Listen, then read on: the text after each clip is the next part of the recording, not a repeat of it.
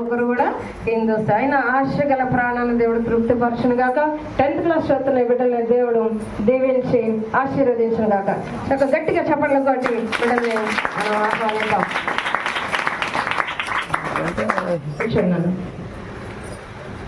అలాగే మన కోసం వాక్య సందేశం అందించడానికి మన మధ్య శశికళ గారు ఉన్నారు. దైవజన్యాలు అనేక చోట్ల ఎంతో బిజీగా ఉన్నప్పటికీ రోజుకు 4-5 ఊర్లు తిరిగి సువార్త ప్రకటిస్తూ ఉంటారు. మన మధ్యకి రావడం, మనతో ఉండడం మనకు ఆశీర్వాదకరం, మనకు ఎంతో సంతోషం. శశికళ గారిని వాక్యానికి ఆహ్వానిస్తున్న అందరూ చెప్పండి బట్టి ఆహ్వానిద్దాం. దేవుడి నామానికి మహిమ చెల్లును గాక. మరి అవకాశం ఇచ్చిన దేవునికి యెహోవా తండ్రికి ఎంతగానో కృతజ్ఞతలు తెలియజేస్తూ ఉన్నాను. అదేవిధంగా నన్ను ఇక్కడికి ఆహ్వానించినటువంటి పాస్టర్ గారికి, సంఘం అంతటికి కూడా ప్రత్యేకమైన వందనాలు, క్రిస్మస్ శుభాలు మీకు తెలియజేస్తూ ఉన్నా. Happy Christmas. థ్యాంక్ యూ అండి. మరి ఇక్కడికి నన్ను పంపించడానికి జయబాబు పాస్టర్ గారు మరి సిస్టర్ గారికి రిఫర్ చేశారు. గతంలో సిస్టర్ నేను కలిసాము. తర్వాత ఈరోజు కూడా మంచి అనుబంధం, మంచి ఆత్మీయురాలుగా, మంచి ఆతిథ్యం ఇచ్చే తల్లిగా నేను గమనించాను. అందుని బట్టి దేవుడికి మహిమ చెల్లిస్తున్నా. ఈరోజు ఎందరూ మీ కుటుంబంలో ఇతరులకి ఆతిథ్యం అందించారు? చేతులెత్తండి. అంటే చుట్టాలు వచ్చారా, బంధువులు వచ్చారా, స్నేహితులు వచ్చారా? మరి వచ్చి ఉంటారు కదా, మరి వాళ్ళందరూ చేతులెత్తండి ఒకసారి. ఒక తల్లి గారు, చుట్టాలు వచ్చారా, బంధువులు? సరే, ఈరోజు ఎవరు రాకపోయినా గతంలో మేము ఆతిథ్యం ఇచ్చామండి ఇతరులకి అన్నవాళ్ళు చేయొద్దండి. నేను తెలుగే మాట్లాడుతున్నానని నాకు అనిపిస్తుంది. గతంలో మీరు ఎవరికైనా ఆతిథ్యం ఇచ్చారా మీ గృహంలో? ఇస్తే వాళ్ళు చేతులెత్తండి. ఒకళ్ళు, ఇద్దరేనా? ఏమంటే నేను చెప్తుంది మీకు అర్థమవుతుంది కదా? మీ ఇంటికి ఎవరన్నా ఫ్రెండ్స్ వచ్చారా? అమ్మయ్య, దేవా స్తోత్రం. మీ ఇంటికి ఎవరైనా చుట్టాలు వచ్చారా? హల్లెలూయా, అర్థమైంది. మరి వాళ్ళకి ఎప్పుడైనా మీరు భోజనం పెట్టారా? ఎంతమంది పెట్టారు? చేతులెత్తండి. ఇప్పుడు కూడా 5-6 అయ్యో, దేవా స్తోత్రం. దేవుడు అంటున్నాడు కదా, మీ ఇంటికి అతిథులు రావడం ఆశీర్వాదకరం. ఎవరండి? అతిథులు రావడం ఆశీర్వాదకరం. ఈ వారంలో నీ ఇంటికి అతిథులు ఎవరు రాలేదంటే యు ఆర్ నాట్ బ్లెస్డ్. కఠినంగా చెప్తున్నానండి. ఈరోజు సంతోషం కదండి, క్రిస్మస్ కదండి, అబ్బా మేము ఏదో గుడ్ న్యూస్ వినేసి వెళ్ళిపోదాం అనుకుంటున్నారేమో. చక్కగా బిర్యానీ పెడతారు, పాస్టర్గా తినేసి వెళ్ళిపోదాం అనుకుని వచ్చారేమో కొంతమంది మీలో. బట్ ప్రభు ఈరోజు మీతో ఖండితంగా కొన్ని విషయాలు చెప్పమని ప్రభు నాతో రాత్రి అంతా ప్రేరేపిస్తున్నారు. పొద్దున కూడా నేను మాట్లాడుతున్నప్పుడు కొన్ని శుభవచనాలు మీకు తెలియజేయడానికి సిద్ధంగా ఉన్నాను.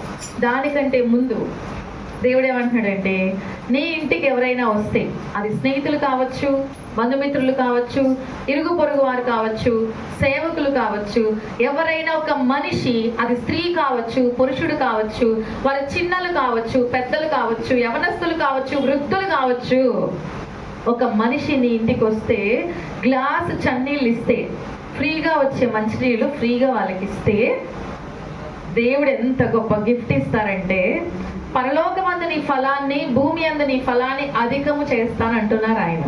ఈ మాట ఎప్పుడైనా మీరు విన్నారా? హల్లెలూయా. విన్నవాళ్ళు చెప్పండి హల్లెలూయా. బైబిల్లో ఉందా ఈ మాట? ఉంది.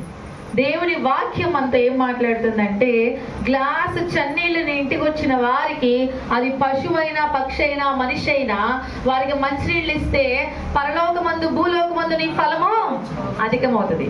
నీళ్ళు ఎవరైనా అప్పులు ఉన్నాయా? వాళ్ళు ఈరోజు చేంజ్ చేయాలండి. మీరు మంచినీళ్ళు ఇవ్వాలి. ఏం ఇవ్వాలండి? మరి మంచినీళ్ళు ఇస్తేనే అంత ఫలం ఉంటుంది కదా, మరి ఆహారం పెడితే ఇంకెంత ఫలం? అవునా కదా? మీరు దీవించబడాలి అని అంటే ఆ వారంలో మీరు ఎవరికైనా భోజనం పెట్టాలి. మీ ఇంటికి అతిథులు రావాలి. ఏమండి మేము పులిహోర పొట్లాలు చేసామండి, పేదవాళ్ళకి ఇచ్చామండి, వెరీ గుడ్, మంచిదే. అమ్మ మేము బిర్యానీ ప్యాకెట్లు పంచామమ్మా, అలాగ పంచామమ్మా, వెరీ గుడ్, మంచిదే. కానీ నీ ఇంటికి వచ్చిన వాళ్ళకి సరిగ్గా కడుపు నిండా అన్నం పెడుతున్నారా? ఈ రోజులో చాలా మంది స్త్రీలు పురుషులకి సరే అన్నం పెట్టేట్లా, బిడ్డలకి, భర్తకి సరిగా. అట్లాంటి కఠినాత్ములైన స్త్రీలు వస్తున్నారు, పుడుతున్నారు, వివాహాలు చేసుకుంటున్నారు. మనం భారం కలిగి వారి కొరకు మనం ప్రార్థన చేయాలి. కొంతమంది పురుషులు వస్తున్నారు, వాడికి టిఫిన్ పెట్టి పంపించి మధ్యాహ్నం భోజనం వద్దు, 2 గంటల దాకా చూడు ఉన్నాడు అనుకో, అడుగు, అప్పుడు వంట చేస్తానని చెప్పు. They are giving the planning, guide చేస్తున్నారు భార్యల్ని, పిల్లల్ని. ఏమి తర్ఫీదు ఇస్తున్నాం మనం? బైబిల్ మనకేం చెప్తుంది? మనం దేవుని సన్నిధిలో ఏం నేర్చుకుంటున్నాం? బిడ్డలకి మనం ఏం నేర్పిస్తున్నాం? ఇంకా ఉన్నాడా? పద్దాక వస్తున్నాడా భోజనానికి? రావద్దని చెప్పాడికి. నేను చెప్తాలే. కొంతకాలం అండి, కాలాలు ఉన్నాయి. నిర్ణయ కాలము, కోత కాలము, పంట కాలము, వద కాలము, కాలాలు. నేను ఊరికి కూర్చొని ఇక్కడ చూస్తూ ఉన్నా బైబిల్. మీరందరూ డ్యాన్స్ కార్యక్రమాలు అవన్నీ చేస్తూ ఉన్నప్పుడు నాకు కనపడదు, పోడియం ఉంది కాబట్టి ఐ రిఫర్ కొన్ని కాలాలు. ఎన్ని కాలాలు ఉంటాయండి బైబిల్లో. గతంలో నేను చాలా కాలాలు తెలుసుకున్నా, కానీ నేను ఇంకా కొన్ని విషయాలు చాలా నేర్చుకున్నా నేను కాలాల గురించి. రాత్రంతా ఆలోచన చేస్తూ ఉన్నా. కాలములు అనేకములు ఉన్నాయి. మీకు తెలిసిన కొన్ని కాలాలు చెప్పండి. పోయిన కాలం, నిన్న కాలం, మొన్న కాలం. ఓకే, పిల్లలు చెప్పండి, చదువుకుంటున్నారు కదా సోషల్ సైన్స్లో, మీకు వస్తూ ఉంటాయి. ఏ కాలాలు? భూతకాలం, భవిష్యత్తు కాలం, వర్తమాన కాలం. ఇది వీళ్ళ టెర్మినాలజీ, చదువుకునే పిల్లల టెర్మినాలజీ. పెద్దవాళ్ళు చెప్పండి, శీతాకాలం, వర్షాకాలం, వేసవికాలం అని వాళ్ళు చెప్తారు, అనుభవంతో ఉన్న వాళ్ళు కాబట్టి ఆ కాలాల గురించి వివరిస్తూ ఉంటారు. అలాగే మీ ఇంటికి కూడా కొందరు వస్తారు, తినడానికే వస్తారు, మరి పెట్టండి కదా. కొందరు వస్తారు ఎప్పుడు బట్టలు కావాలనే వస్తారు, కొందరు వస్తారు ఎప్పుడు డబ్బులు కావాలనే వస్తారు.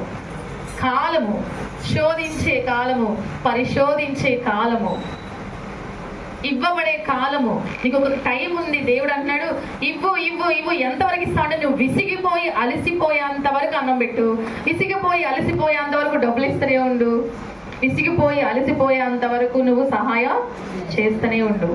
అది ఎందుకు అని అంటే, దేవుడు నిన్ను నలుగగొట్టుట యెహోవాకు ఇష్టమాయెను. యెహోవా తండ్రి అంటున్నారు యేసు ప్రభు విషయంలో, నేను నలుగగొట్టబడుట యెహోవాకు ఇష్టమాయను. ఎందుకంటే అపారమైన దీవెనలు మీకు ఇవ్వాలని, విస్తారమైన దీవెనలు మీకు ఇవ్వాలని. నువ్వు ఒక విత్తనముగా ఉన్నావు. ప్రభు అంటున్నారు, మనందరం ఎవరంట? We are seeds. మనం ఎవరు? విత్తనాలు. అంటారు కదా, ఆవగింజ ఎంత ఉంటుంది? ఇట్స్ మైన్యూర్, ఇంత చిన్నది. కానీ దాన్ని మనం పొలంలో, విత్తనం మనం భూమిలో వేస్తే అది విస్తారమైన చెట్టు అయిపోతుంది. ఆ చెట్టు మీద ఎవరు నివాసం ఉంటారు? పక్షులు, ఆకాశ పక్షులు నివాస స్థలంగా ఉంటాయి. అంతేనా? ఫలం ఇస్తాయా ఇవి? చక్కగా వాటికి పువ్వులు వస్తాయా? పువ్వులు వస్తాయి, విత్తనాలు వస్తాయి, పంటనిస్తుంది. కింద మనం వెళ్ళి కూర్చుంటే మనకి సేదనివ్వడానికి నీడనిస్తుంది. దాన్ని కొట్టేస్తే చక్కటి మంచాలు, కుర్చీలు, టేబుల్స్ అవన్నీ చేసుకోవచ్చు. ఆ చెట్టు వల్ల మనకి ఏమైనా వ్యర్థమైనది ఏదన్నా ఉందా? మంచి ఆక్సిజన్ ఇస్తుంది, కార్బన్ డైఆక్సైడ్ తను తీసుకుంటుంది. ఒక చిన్న ఆవగింజ ఎంత ఫలభరితంగా ఉంది కదా. మరి దేవుడు ఏమంటున్నాడు? ఈ లోకంలో అన్నిటికంటే గొప్ప వాళ్ళు ఎవరని చెప్తారు? శ్రేష్ఠులు ఎవరంటున్నారు ఆయన? ఎస్, నువ్వు నేను. ఎవరంట శ్రేష్ఠులు? ఆయన సృష్టంతుడిలో ఆయన అంటున్నారు, ఈ సృష్టంతుడిలో శ్రేష్టమైన వారు ఎవరంటే ఈ మనుష్యుడు, నువ్వు నేనే. ఎవరి రూపంలో ఉన్నాం మనం? దేవుని యొక్క రూపంలో మనం నిర్మించబడి ఉన్నాం. So we are so blessed. ఈ మాట ఇతరులు చెప్పగలరా అండి? దేవుని వాక్యం తెలియని వాళ్ళు చెప్పగలరా? ప్రభు రూపంలో నేను ఉన్నాను అసలు వాళ్ళకి తెలుసా? అలాగే అసలు తెలియదు. దేవుని రూపంలో దేవుడు, మా దేవుడు గొప్పవాడు, ఆయన అంత అందగాడు, ఆమె అంత అందగత్తి, మాకు అంత అందం లేదని వాళ్ళు అంటారు.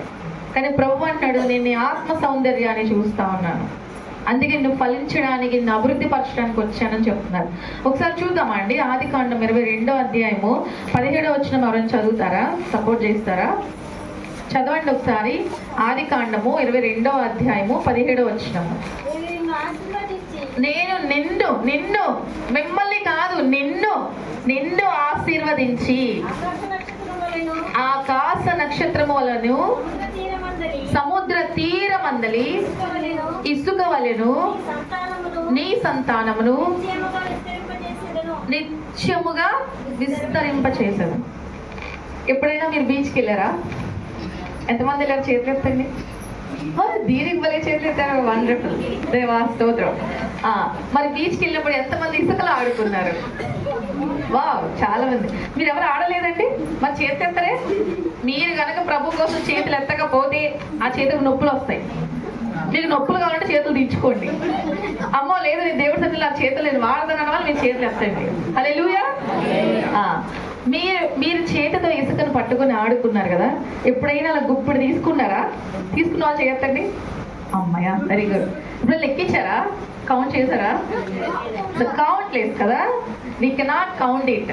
మనం దాన్ని లెక్కించలేము. అన్నుంటాయి ఇసుక రేణువులు. దేవుడు అన్నాడు అంతగా దీవిస్తా. ఏమున్నాయండి బాలా అంత దీవెనలు? అసలు ఏమున్నాయి మళ్ళా అంత దీవెనలు? దేవుడు ఇక్కడ వాగ్దానం ఏం చెప్తున్నారు? నిన్ను ఇసుక రేణువులు అంత విస్తారముగా ఆకాశ నక్షత్రాలు. ఒకసారి ఆకాశం తీర్చి చూస్తారా? చూసారా ఎప్పుడైనా? చాలా సార్లు చూస్తుంటారు. నక్షత్రాలను కౌంట్ చేశారా? చేయలేదా? చేయాలి నాన్న, పిల్లలకి నేర్పాలి తల్లు. ఆ పాప చేయలేదంటే ఎంతమంది నక్షత్రాలను కౌంట్ చేయలేదు? చేయలేదా? కౌంట్ చేస్తే మళ్ళీ కన్ఫ్యూజన్ వచ్చేస్తుంది కదా. రైట్. పిల్లలకి అప్పుడప్పుడు ఇలాంటి టాస్క్లు ఇవ్వాలి. ఇంకా సమ్మర్ వచ్చేస్తుంది కదా, మనం డాబాల పైన ఆరు బయట కూర్చున్నప్పుడు, బయటకు వెళ్ళినప్పుడు అరే ఆకాశ నక్షత్రాలు కౌంట్ చేయండి అని మన చిన్న చిన్న టాస్క్లు ఇవ్వాలి వాళ్ళకి. వాళ్ళు కౌంట్ చేయలేరు, మనం కూడా కౌంట్ చేయలేరు. కానీ ఆ పిల్లలు ఆ కౌంటింగ్ చేసినప్పుడు వాళ్ళకు విచిత్రమైన రూపాలు కనిపిస్తాయి. రీసెంట్గా మా మమ్మీ నన్ను పిలిచి ఒకసారి ఆకాశం వైపు చూడు, నాకేంటో ఒక రూపం కనిపిస్తుంది అక్కడ ఇక్కడ, ఇదిగో ఆ పాయింట్ నుంచి ఇట్లా చూడు, ఇట్లా ఒక ఏంజల్ కనిపిస్తుంది కదా, ఇక్కడ ఒక రూపం ఉంది కదా. నేను ఐఎమ్ సో సర్ప్రైజ్డ్. మా అమ్మగారి వయసు 67 years, but she is coming along with me always. నాతో పరిచయకి ఎంత దూరాలైనా పాపం తను ఈ వయసులో ప్రయాసపడి నాతో వస్తూనే ఉంటారు. ఇప్పుడే ఈరోజు నేను తీసుకుని రాలేదామని, బట్ అన్ని చోట్లకి మా అమ్మగారు నాతో వస్తారు. ఆమె కూడా ప్రసంగాలు ఇస్తూ ఉంటారు, చాలా యాక్టివిటీస్ క్విజ్ కండక్ట్ చేస్తారు, గిఫ్ట్లు ఇస్తూ ఉంటారు, స్త్రీలను చాలా బలపరుస్తారు, యవనస్తులను, చిన్నపిల్లల్ని, వాళ్ళకి చాలా మంచి మంచి మిషనరీ స్టోరీస్, బైబిల్ స్టోరీస్ చెప్తా ఉంటారు. మంచి ప్రసంగికురాలు మా అమ్మగారు కూడా.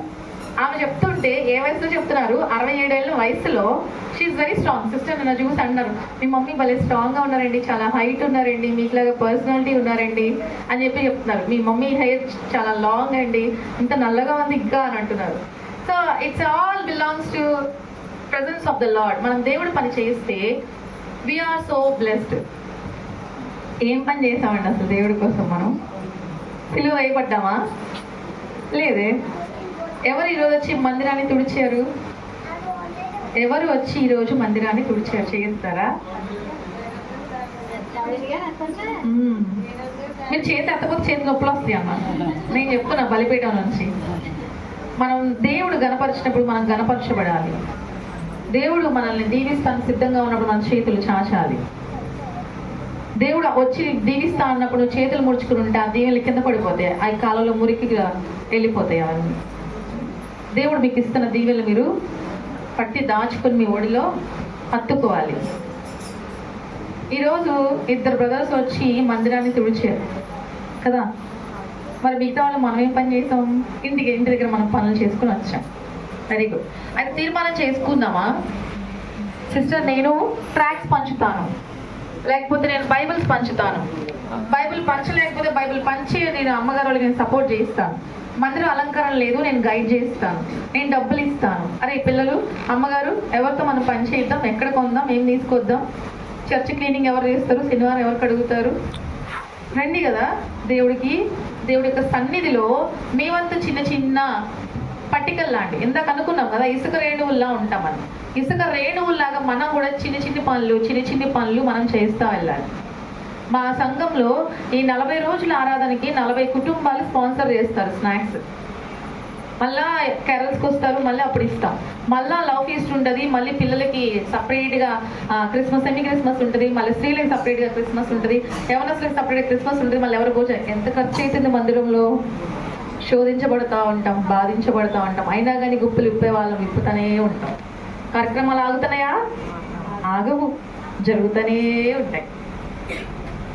దేవుడు అన్నాడు ఇసుక రేణువులంతా నువ్వు ఒక రేణువుగా నువ్వేమేమి పని చేస్తున్నావు ప్రభు మందిరంలో? ఏమీ చేయలేరండి, కానీ సంఘం కోసం కన్నీరన్నా కారుస్తున్నామా? కన్నీరు, ఉచితంగా వచ్చే కన్నీళ్ళు.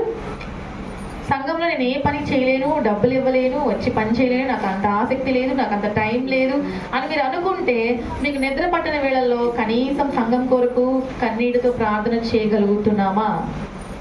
ఇతరులకి మంచి నీళ్ళు ఇస్తున్నాము, ఆహారం పెడుతున్నాం, వెరీ గుడ్. ఇంటికి వచ్చిన అతిథులను సరిగ్గా మనం చూసుకోగలుగుతున్నామా? నెలలో ఎంతమంది మీ ఇంటికి గెస్ట్లు వచ్చారు? ప్రభు అంటున్నారు కదా, ఆకలితో ఉన్న వాళ్ళకి ఆహారం పెడితే ఎవరు పెట్టినట్టు? ఎవరి రూపంలో దేవుడు వస్తున్నారు? అవసరతలో ఉన్న వారి రూపంలో వస్తున్నారు. ఆకలితో ఉన్నవాడు బిచ్చగాడు అయి ఉండొచ్చు, మన స్నేహితుడు అయి ఉండొచ్చు, మన బంధువు అయి ఉండొచ్చు, మన ఇరుగు పొరుగు వారు అయి ఉండొచ్చు. వాళ్ళు ఏమొచ్చారు? నిజంగా కొంతమంది ఈ రోజున అన్నం అడుగుతున్నారా అండి? అన్నం పెట్టమని అంత స్వతంత్రత ఉంటుందా అసలు మన కుటుంబాల్లో? కన్న తల్లి కొడుకు ఇంటిలో ఉంటే, కన్న తండ్రి ఆ కోడల దగ్గర ఉంటే, అమ్మ ఆకలేస్తుంది అన్నం పెట్టు అనే స్వతంత్రత కూడా కొన్ని కుటుంబాల్లో ఉండట్లేదు. వాళ్ళ ఇంట్లో వాళ్ళు ఉంటూ, వాళ్ళ బిడ్డలతో వాళ్ళు ఉంటూ కూడా ఆకలిస్తుంది, నేను మామిడి పండు తీసుకుంటా, లేకపోతే అరటిపండు తీసుకుంటా, లేకపోతే ఆపిల్ తీసుకుంటా, లేకపోతే పెరుగన్నం తింటా, వెళ్ళి వేసుకుంటా స్వతంత్రత వాళ్ళకి లేదు. ఏంటి మావయ్య కూర్చోండి నేను వేసిస్తా. ఏంటత్తమ్మా ఏం కావాలి కూర్చోండి. కొందరు తల్లు పిల్లలకి ఏం నేర్పారో మరి ఆ పిల్ల ఇప్పుడు క్వశ్చన్ చేస్తుంది, ఏంటమ్మా ఆ బాక్స్లో ఏం తీసుకున్నావు? స్వీట్ బాక్స్, అది పిల్లల గురించి నోరు పెట్టే, నువ్వు తినకు. ఎంతమంది పిల్లలు తల్లుల్ని కమాండ్ చేస్తున్నారు ఈ రోజుల్లో. అలాంటి దుర్దినాల్లో మనం ఉన్నప్పుడు why we are celebrating, why we are silent? మనం ఎందుకు మౌనంగా ఉండాలి? మనం ఎందుకు మౌనంగా ఉంటూ సెలబ్రేషన్స్ చేసుకుంటున్నాం? పండగ అంటే మీ ముఖంలో నవ్వు ఉండాలి, మీ గుండెలో సంతోషం ఉండాలి. అది ఎప్పుడు వస్తుంది అంటే, అది నిజంగా మీరు చాలా కష్టపడి కార్యక్రమాలు చేసినప్పుడు మీకు సంతోషంగా అనిపిస్తుంది. నిద్ర వస్తుంది కదా, రాత్రి లేటుగా వెళ్ళారు కదా. సరే, ఇంకొక మాట చూద్దాం ఒకసారి. ద్వితీయోపదేశ కాండము 1వ అధ్యాయము 10వ వచనం చూడండి ఒకసారి. ద్వితీయోపదేశ కాండము 1వ అధ్యాయము 10వ వచనం. మీ దేవుడైన యెహోవా మిమ్మల్ని విస్తరింపజేసెను గనుక నేడు మీరు ఆకాశ నక్షత్రము వలెను విస్తరించి ఉన్నారు. మీ నానమ్మ పేరు చెప్తారా అండి? మీ నానమ్మ పేరు చెప్పండి ఒకసారి. ఎవరికి వాళ్ళు చెప్పండి గట్టిగా, పెద్దవాళ్ళు చెప్పండి. నానమ్మలు ఉన్నారా? ఎవరి నానమ్మల పేరు వాళ్ళు గట్టిగా చెప్పండి దేవుడి సన్నిధిలో. మీ తాతగారి పేరు చెప్పండి ఒకసారి గట్టిగా గట్టిగా. ఎవరికి వాళ్ళు? వాళ్ళ తాతగారి పేరు చెప్పండి. మీ తాతగారి పేరు చెప్పండి. 7 తరాలు అందుకే చూడమని చెప్తారు దేవుడు. నేను కూడా మా డాడీ నన్ను ఈ విషయంలో, మా డాడీ ఒక Hindu, but he stress me a lot. ఆయన అన్ని నేర్చుకోమని మాకు ఈ విషయాలు మేము బైబిల్లో ఉన్నవి మేము పెద్దవాళ్ళం కదా మేము నేర్చుకున్నాము. కానీ మా నాన్నగారు మాకు చిన్నప్పటి నుంచి నేర్పించాం. మీ తాతగారి పేరు ఏం చెప్పు? ఆయన చనిపోయారు కదా, ఆయన లేరు కదా, చెప్పు. శ్రీరాములు అని చెప్పు. భూతి శ్రీరాములు గారు చెప్పు. భూతి శ్రీరాములు గారు. అలా తాతగారి పేరు చెప్పు. ఏమో నాకేం తెలుసు, నేను చెప్పాను కదా మొన్న నవీన్ రెడ్డి గారిని చెప్పు. సరే, అమ్మమ్మ గారి పేరు చెప్పు. ఆల్వేస్ ఈ కీప్ ఆన్ రిమెంబర్స్ మీ. నేను 10th క్లాస్ వచ్చిన మేము 7 పిల్లలం మా నాన్నగారు వాళ్ళకి. 6 అబ్బాయిలు, నేను ఒక్కదాన్నే అమ్మాయిని. అయితే మా 6 మా డాడీ నేర్పిస్తూ ఉంటారు. మీ తాతగారి పేరు గుర్తుందా? శ్రీరాములు గారు గుర్తుంది. ఆయన అడ్వకేట్ ఆ రోజుల్లో, తెలుసా? సరే, అడ్వకేట్. అయితే ఏంటంట, చిన్నపిల్లలప్పుడు మాకేం తెలియదు. వాళ్ళొక లాయర్ అయితే ఏంటంట, కానీ ఇప్పుడు లాయర్ అంటే భయం వస్తుంది. వీ షుడ్ హానర్ దేమ్ కదా. వాళ్ళు ఎంత మంచి విలువైన పనులు చేస్తున్నారు. రాజ్యాంగాన్ని చదువుతున్న వాళ్ళు, రాజ్యాంగాన్ని వాళ్ళు వివరిస్తున్న వాళ్ళు, రాజ్యాంగాన్ని బట్టి చట్ట ప్రకారంగా వాళ్ళు అది మంచో చేయడం, మరి వాళ్ళు ఎట్లాగైతే వాళ్ళు కేసులు డీల్ చేస్తూ ఉన్నారు. జడ్జెస్ ఇప్పుడు తెలుస్తుంది వాళ్ళ ఇంపార్టెన్స్ ఏంటి అని. మా తాతగారు అప్పట్లో లాయరా? మీ పిల్లలకి ఇలాంటి కథనాలు చెప్తున్నారా? చెప్తున్న వాళ్ళు చేయొద్దండి. నా తండ్రి నా తల్లి నాకు చెప్పారు ఈ విషయాలు. Thank you Lord, praise Lord. అన్న ఇప్పుడు చెయ్యొద్దాడు. మీ పిల్లలకి అయ్యగారు వందనాలు చక్కగా చెయ్యొద్దాడు. మన మనవాళ్ళకి, మనవరాళ్ళకి, మన పిల్లలకి మన గతం ఏంటో తెలియాలి. మన గతం ఏంటో తెలియాలి. అందుకనే ప్రభు అయిన యేసుక్రీస్తు వారు పుట్టేటప్పుడు ఆయన ఒక దేశం నుంచి ఇంకో దేశానికి తీసుకొచ్చారు. ఎందుకు? ఒక ప్రణాళిక. It's a planning. ఆయన నజరేతు వాడని చెప్తారు కదా, నజరేతులో పెరిగాడు కదా ఆయన. మరి యూదా బెత్లెహేంలో ఎందుకు పుట్టాల్సి వచ్చింది? ఆయన స్వస్థలం అది. అందుకని జనాభా లెక్కల కోసం వాళ్ళు రమ్మంటే నిండు గర్భిణి అయినా సరే ఆమెను ఏం చేశారు? తీసుకుని వెళ్ళారు. మనం కూడా ఓటేయాలంటే ఏం చేస్తాం? ఇతర దేశాల్లో నుంచి, ఇతర రాష్ట్రాల నుంచి పరుగున వచ్చి ఓటేస్తాం. చాలా మంది ఏమంటారు, ఏమంటే ఆ ఓట్లకు నోట్లు వస్తాయి కాబట్టి అంత దూరాల నుంచి వస్తారండి అని. అవునా? ఓకే, అది మీ రోజుల్లో. ఇప్పుడు మా రోజుల్లో ఏమైంది? Online voting. మాకు మేము ఏ దేశంలో ఉన్నా, ఏ రాష్ట్రంలో ఉన్నా, ఇంట్లో కంప్యూటర్లో కూర్చొని ఆన్ చేసుకొని మేము మా ఓటు ఎవరికి వేయాలంటే వాళ్ళకి వేసేస్తాం. భారతీయులు అయితే చాలు వేసేస్తాం. ఎన్ఆర్ఐస్కి ఎలిజిబుల్ లేదు కదా. ఇప్పుడు ఏం చేశారు, ఎన్ఆర్ఐస్ కూడా ఎలిజిబుల్ అని చెప్తున్నారు. ఎన్ఆర్ఐస్ కూడా హూ ఆర్ ఇంట్రెస్టెడ్, ఒక అనదర్ పోలింగ్ పెడుతున్నాం, దానికి కూడా ఓటు వేయచ్చు. మరి జనాభా లెక్కల కోసం మనం కూడా మన ఆధార్ కార్డులు ఎక్కడ ఉంటాయి? ఉండేదేమో ఇక్కడ, మన ఆధార్ కార్డులేమో మరొక దగ్గర ఉంటాయి. మనం స్వస్థలం ఎక్కడైతే అక్కడ, మన పుట్టిల్లు ఎక్కడ ఉంటే అక్కడ, మన మెట్టిల్లు. కొంతమంది అట్లా మార్చుకుంటారు, కొంతమంది పుట్టిల్లు లేదు, మెట్టిల్లు లేదు, ఇది ఎక్కడ ఉన్నానో అక్కడే నా ఆధార్ కార్డు ఉంటుందని ఎవరికి వాళ్ళు అక్కడ పెట్టుకుంటున్నారు. మన జనాభా లెక్కల కోసం ఈ ఆధార్ కార్డులని, ఓటర్ కార్డులని ఇవన్నీ తయారు చేయించి గవర్నమెంట్ మనకి ఇస్తుంటే మనం ఏం చేస్తాం? గవర్నమెంట్ని రెస్పెక్ట్ చేస్తున్నాం. అవునా కాదు? గవర్నమెంట్ ఏం చెప్తే అది మనం తీసుకుంటున్నామా లేదా? వాళ్ళు ఆధార్ కార్డులు తీసుకుంటే తీసుకుంటున్నాం, రేషన్ కార్డులు తీసుకుంటే తీసుకుంటున్నాం, ఓటర్ ఐడీలు తీసుకుంటే తీసుకుంటున్నాం, పెన్షన్లకు డబ్బులు ఇస్తున్నారంటే తీసుకుంటున్నామా లేదా? ఎవరికి వాళ్ళే. ఆటో ఓనర్స్ ఉంటే వాళ్ళకి డబ్బులు ఇస్తారు, పొలంలో రైతులకు డబ్బులు ఇస్తారు, వృద్ధాప్యంలో ఉన్న వాళ్ళకి డబ్బులు ఇస్తారు, ఒంటరిగా ఉన్న విడోస్ అయితే సమ్ ఏజ్ దాటిన తర్వాత వాళ్ళకి అమౌంట్ ఇవ్వమంటే ఇస్తే వాళ్ళు తీసుకుంటారు. ఇప్పుడు కొత్తగా గౌరవ వేతనం సేవకులకు కూడా శాలరీ, ఇట్స్ అ రికార్డ్. ఇండియాలో ఒక ప్రపంచ రికార్డు. భారతీయుల్లో, క్రైస్తవుల్లో సేవ చేసే పాస్టర్లకి గవర్నమెంట్ తరపు నుంచి 5,000 రూపాయలు శాలరీ అనేది పడుతోంది. అప్లై చేసుకున్న వాళ్ళకి మాత్రమే, లిమిటెడ్ పీపుల్కి మాత్రమే.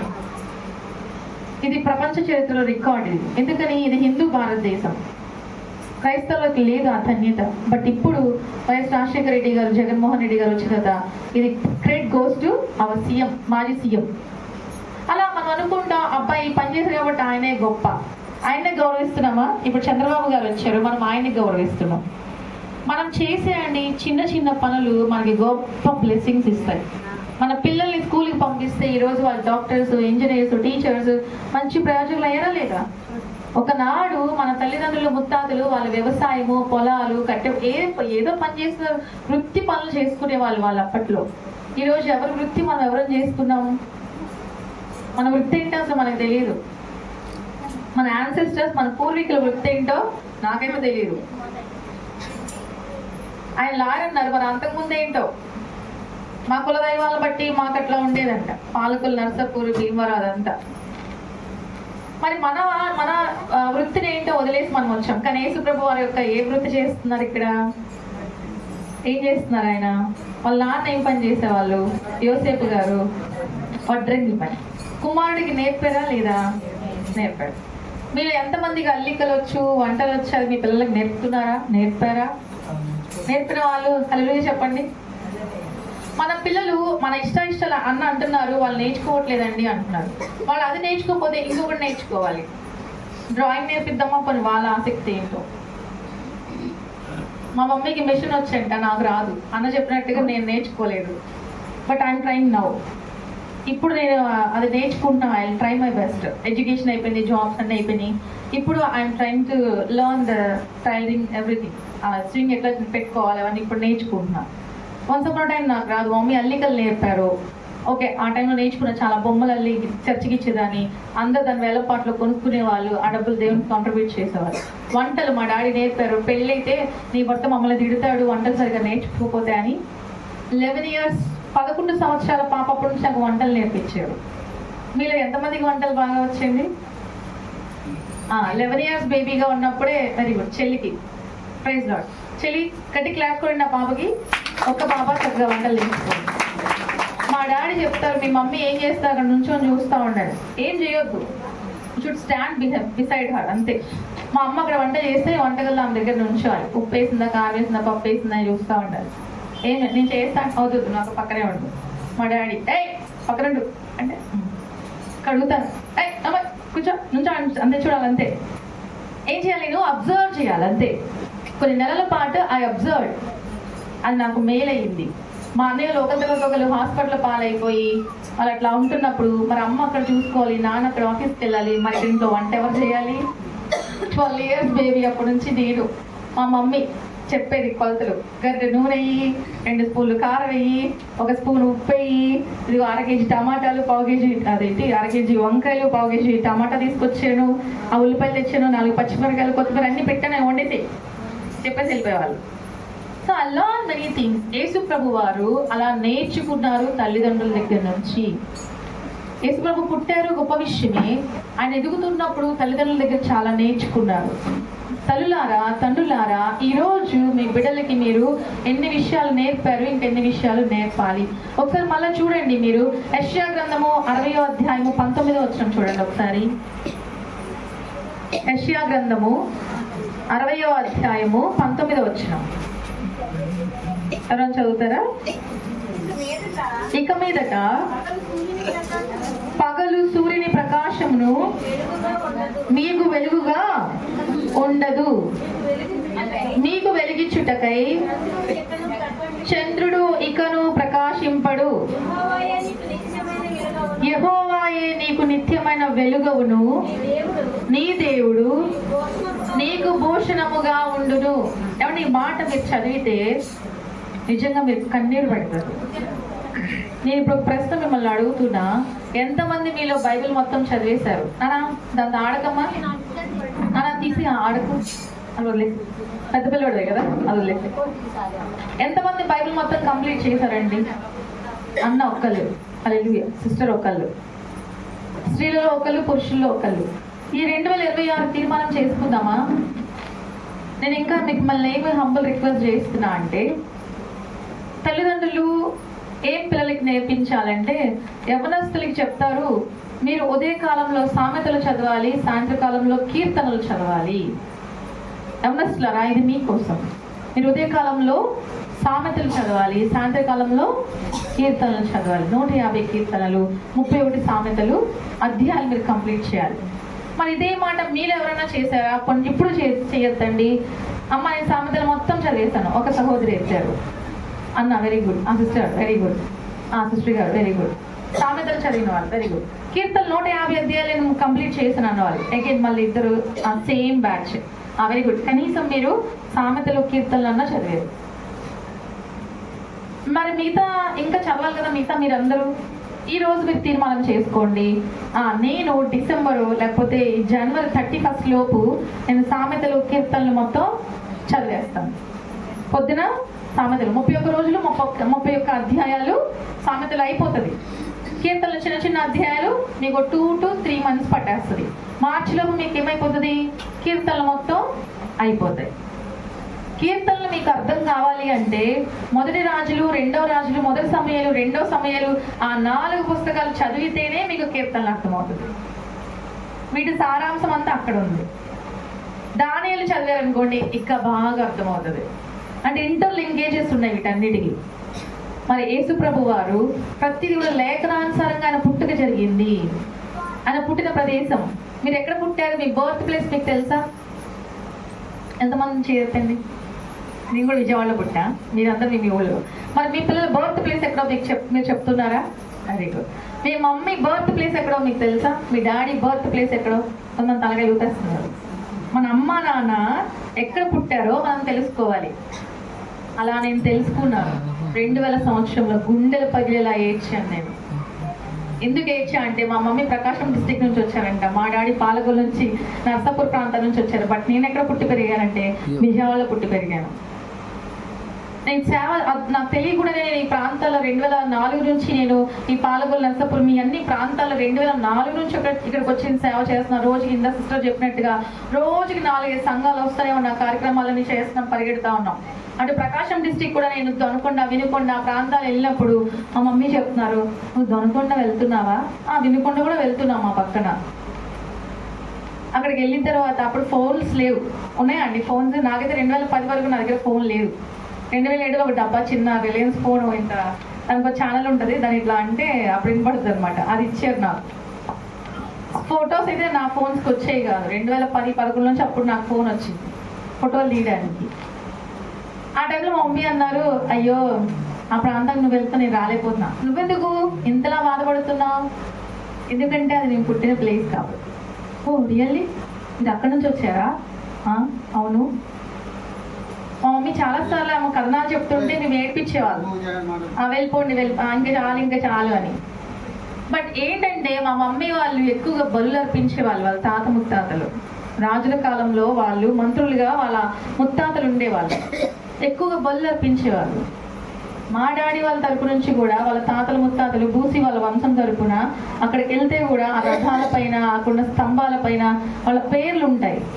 అత్యధికంగా వాళ్ళు బలులు అర్పించారని తెలిసినప్పుడు నేను గుండె పగిలి ఏడ్చాను. ప్రభు నన్ను 1999లో నన్ను సేవకు పిలిచినప్పుడు నేను ఏడ్చాను, ప్రభు నేను రాను సేవకి. ఎందుకంటే మా అమ్మ మా నాన్న హిందువులు పైగా భయంకరమైన పూజలు చేశారు, భయంకరమైన బలులు అర్పించారు, ఎంత రక్తపాతం ఆయా ప్రాంతాల్లో వాళ్ళు అర్పించారు. అయ్యా ఇంకా ఏమైనా హత్యలు కూడా చేశారేమో నాకు తెలియదు. మా తాతగారు లాయర్ అంటున్నారు, అప్పట్లో ఏం జరిగిందో ఊహించుకొని ఆ 2000 సంవత్సరం అంతా ఏడుస్తూ ఉన్నా, 2001 అంతా ఏడుస్తూ ఉన్నా, ప్రభా నీ సేవకు నేను పనికి రాను. ఒక్క మాటలో చెప్పాలంటే ప్రభా ఈ పరిశుద్ధ గ్రంథం పట్టుకునే అర్హత కూడా నాకు లేదు. తెలియకుండా ఇన్ని సంవత్సరాలు నేను ముట్టేసుకున్నా, పట్టేసుకున్నా, ఆడుకున్నా, నేను చదువుకున్నాను, కానీ ఈ పరిశుద్ధ గ్రంథం పట్టుకునే అర్హత నాకు లేదు. ఎందుకంటే నా తల్లిదండ్రులు ఎక్కడి నుంచి వచ్చారు? భయంకరమైన విగ్రహారాధనలో నుంచి, భయంకరమైన బలులు అర్పించిన ప్రదేశాల్లో నుంచి, వాళ్ళు భయంకరమైన పాపముతోనే వచ్చారు. దావీదు ఏమంటున్నాడంటే, నా తల్లి నన్ను పాపములోనే గర్భము ధరించింది, నేను పాపములో పుట్టిన వాడను, పాపములోనే నేను పెరిగాను, నేను పాపినే. ఈ మాట నన్ను గుండెలు పగలగొట్టేసింది అనమాట. చాలా వెక్కి ఏడ్చేదాన్ని దేవుడి సన్నిధిలో. డాబా పైకి వెళ్ళిపోయి, మీకు ఎంతమంది డాబాలు ఉన్నాయి? మీరు వ్యక్తిగత రహస్య స్థలాలు, అమ్మగారు వెళ్ళామో ఎక్కడ ఉంది, చర్చ్ ఏమో ఇక్కడ ఉంది. నేను అదే బాధపడతా ఉన్నాను నిన్నటి నుంచి. అమ్మగారి ఇల్లు దగ్గర అయితే ఎంత బాగుంటుంది, సంఘస్థులు అందరూ ఇంకా సమీపంగా ఉండే వాళ్ళేమో. బట్ అది సొంత ఇల్లు కదా, మరి వాళ్ళకి అద్దెలు ఎక్కడ కడతారు? ఇక్కడికి వచ్చి అవ్వదు కదా, కష్టం. ఆవిడ ఒంటరిగా ఉంటున్నారు, పసిబిడ్డలు పెట్టుకొని ఉంటున్నారు కాబట్టి ఆమె ఇంటిని ప్రొటెక్ట్ చేసుకోవాలి. ఆ ఇంటిని కనుక భద్రతపరచుకోకపోతే వాళ్ళ కాకులు గెద్దల్లాగా తనుకుపోయే వాళ్ళు ఎవరు ఉంటారో తెలియదు.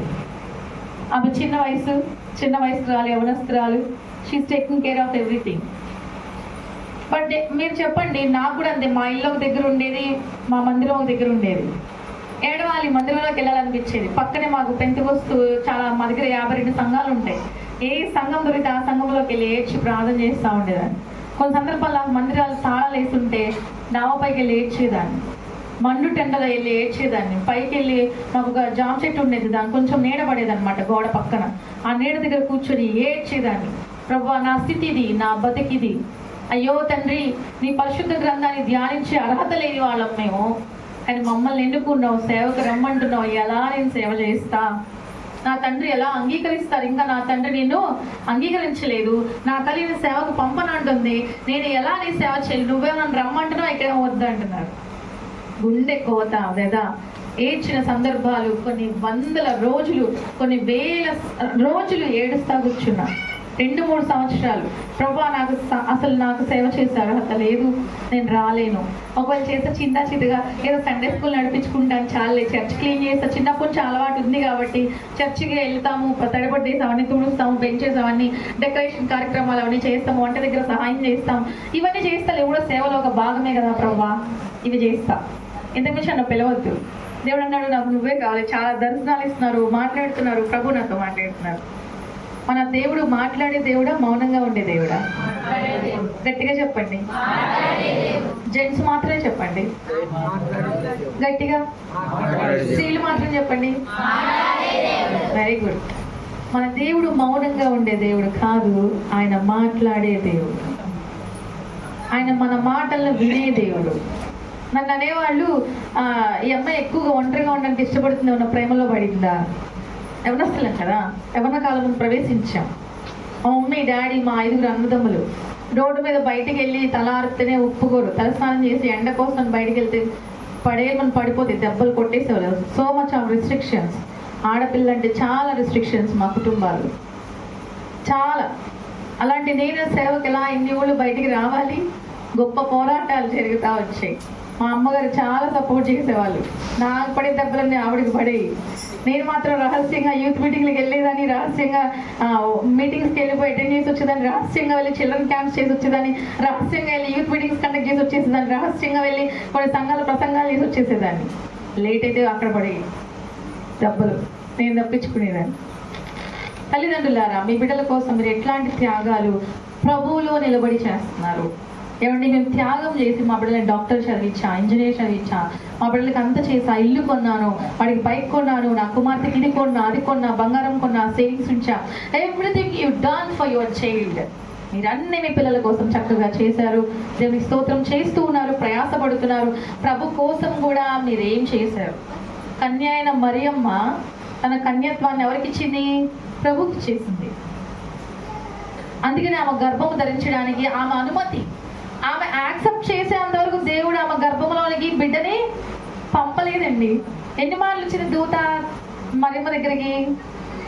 2 times వచ్చింది ఆమెను ఒప్పించడానికి.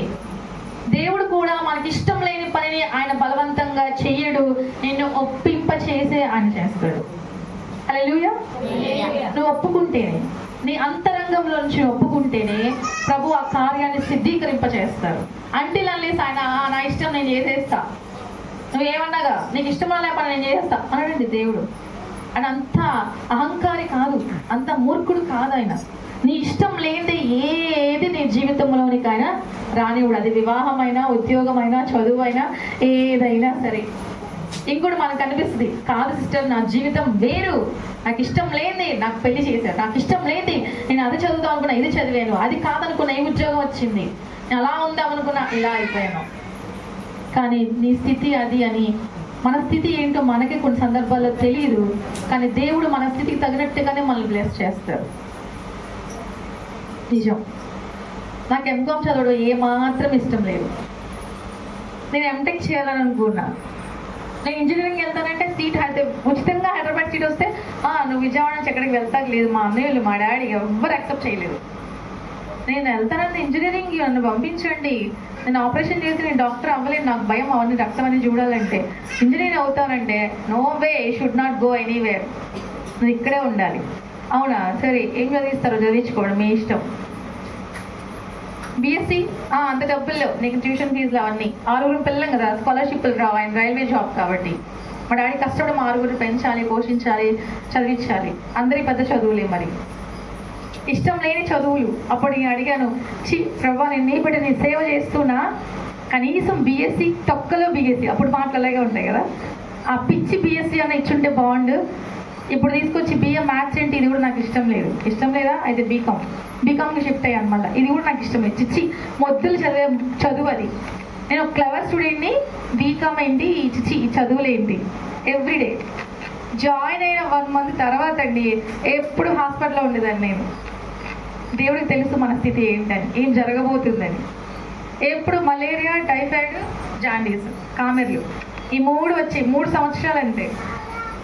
జూన్ జూలై వరకు బాగుంటాను, ఆ తర్వాత మెల్లమెల్లగా జ్వరం వస్తూ ఉంటుంది. ఈ నవంబర్ డిసెంబర్ అంతా సిక్ అయిపోతాను. మళ్ళీ జనవరిలో మళ్ళీ బలం పుంజుకుంటాను. జనవరి ఫిబ్రవరి మార్చిలో ఎగ్జామ్స్ మన డిగ్రీ వాళ్ళందరికీ, అప్పుడు ఎగ్జామ్స్ రాస్తాను, మళ్ళీ ఫస్ట్ క్లాస్ పాస్ అవుతాను. నాకు ఒక ట్రిక్ ఉంది, ఇప్పుడు చెప్పే సమయం లేదు కానీ. అలా దేవునిలో నేను అప్పుడు నాకు అర్థమైంది ఎందుకు దేవుడు నన్ను బీకామ్ చదువులు తీసుకొచ్చాడు.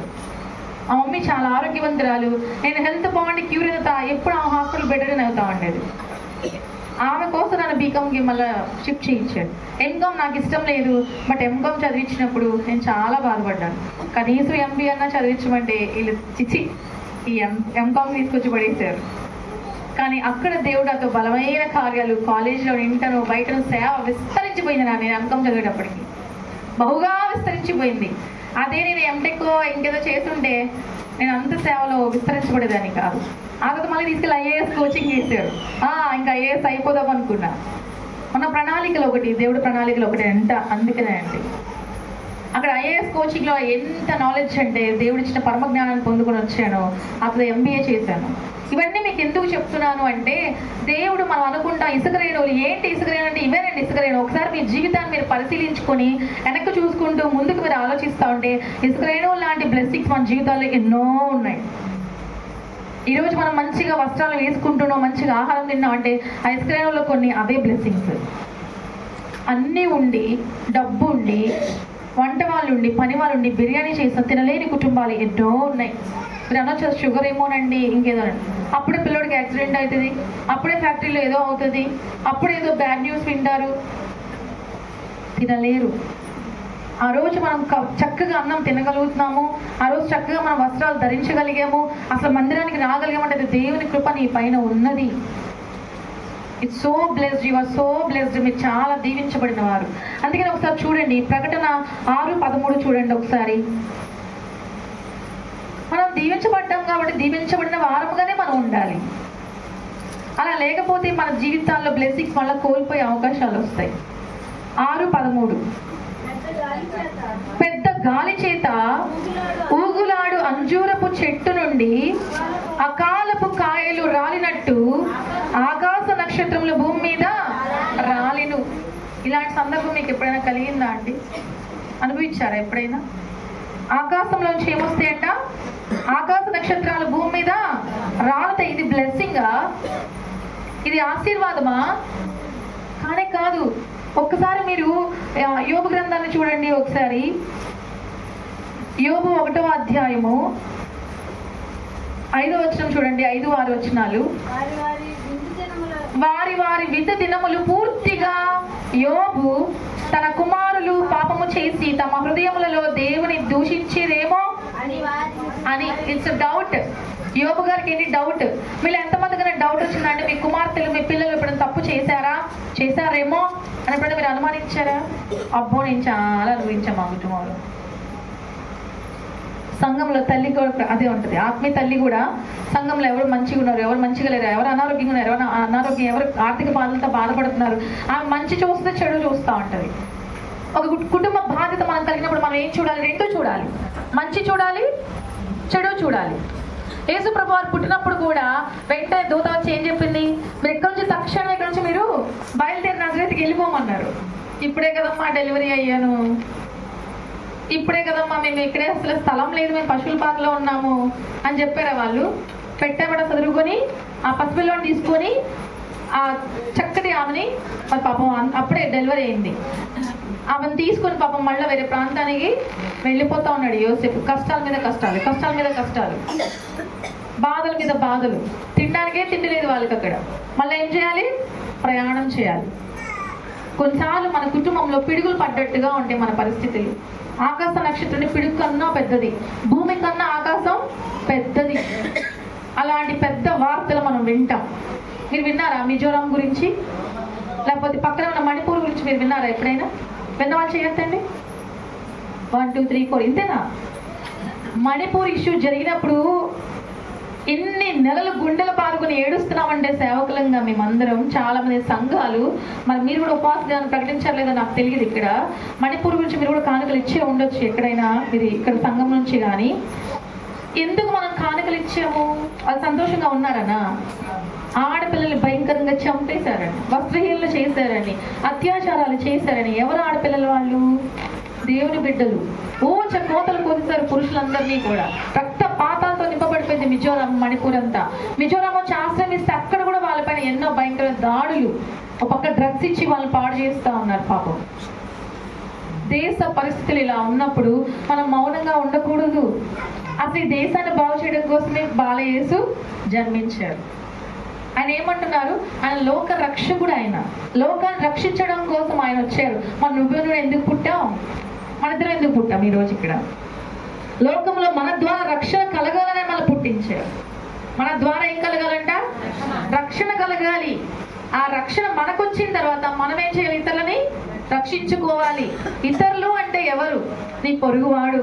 నీ పొరుగువాడు అంటే ఎవరు? నీ భార్య, నీ బిడ్డలు, నీ కుటుంబంలో ఉన్నవారు, నీ అత్తమామలు, పుట్టింటి వారు, నీ బంధుమిత్రులు, నీ ఇరుగు పొరుగు వారు, నీ సంఘము. నీ సంఘము రక్షణకరంగా క్షేమముగా ఉండాలి. మళ్ళీ ఒక మాట చదువుదామా అండి? ప్రకటన 12:4 చూడండి. ప్రకటన 12:4. ఇంకొక 10 నిమిషాలు ముగించేస్తున్నాను. దాని తోక ఆకాశ నక్షత్రములలో 3వ భాగం నేర్చి వాటిని భూమి మీద పడవేసెను. అమ్మా, కననయ్యున్న స్త్రీ కనగానే ఆమె శిశువును మృంగివేయవలనని ఆ ఘట సర్పము స్త్రీ ఎదుట నిలుచుండెను. మీ ఇంట్లో ఒక మంచి సెలబ్రేషన్స్ జరగబోదని ఒక బాలుడు వస్తున్నా, లేకపోతే మీ కన్సీవ్ అయిన వాళ్ళతో ఒక ప్రమోషన్ వచ్చింది అనుకోండి, లేదా పిల్లలకి ఏదో మంచి ర్యాంకింగ్ వచ్చింది అనుకోండి, అది స్పోర్ట్స్లోనో ఆటల్లోనో, మీ ఇంట్లో ఒక గుడ్ న్యూస్ అలా రాబోతున్నప్పుడే కొన్నిసార్లు ఒక బ్యాడ్ న్యూస్లు కూడా వస్తాయి. కొందరు పెళ్ళిళ్ళు అర్ధాంతరంగా ఆగిపోతాయి, కొంత ప్రమోషన్స్ అర్ధాంతరంగా చివరి వరకు ఆగిపోతాయి. కొన్నిసార్లు పిల్లలకు కూడా అరే వాడు స్పోర్ట్స్ అక్కడికి వెళ్తారు అనుకున్నాం, నేషనల్ లెవెల్లో ఇక్కడే ఆపేశారు అనుకుంటాం.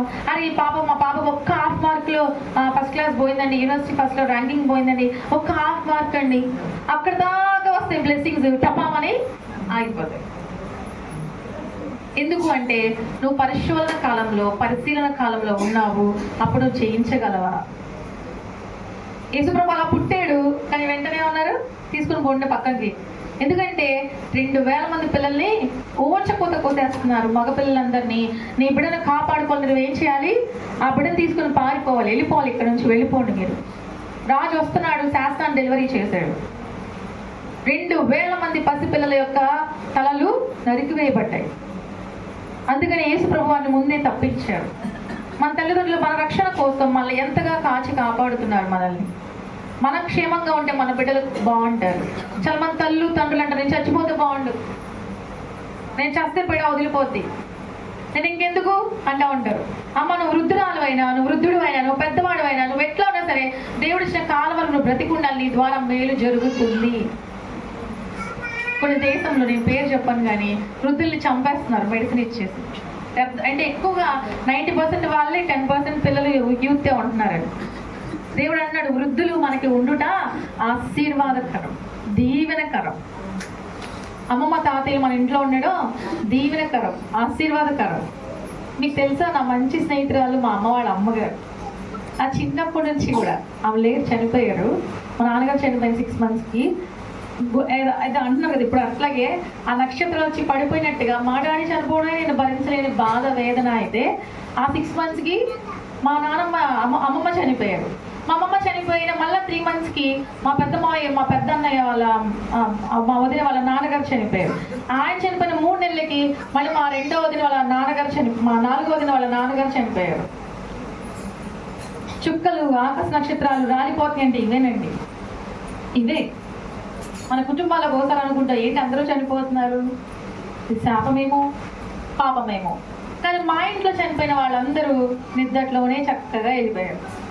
యాక్సిడెంట్లు కాదు, అనారోగ్యాలు కాదు, ఏమి కాదు. మా నాన్నగారు జాండీస్ వచ్చి తెలియకుండా పాపం అట్లా అన్ని హార్ట్ ప్రాబ్లం ఉంది, అట్లా చనిపోయారు హాస్పిటల్లో. బట్ చక్కగా నవ్వుతూనే మంచిగా మాకు అన్ని క్లియర్ చేసి అన్ని ₹1 అప్పలే కూడా మంచిగా ఆయన వెళ్ళిపోయారు. మా మావయ్యలు కానీ అందరూ అట్లానే, సో బ్లెస్డ్. అందరూ మంచి మరణాలు పొంది వెళ్ళారు.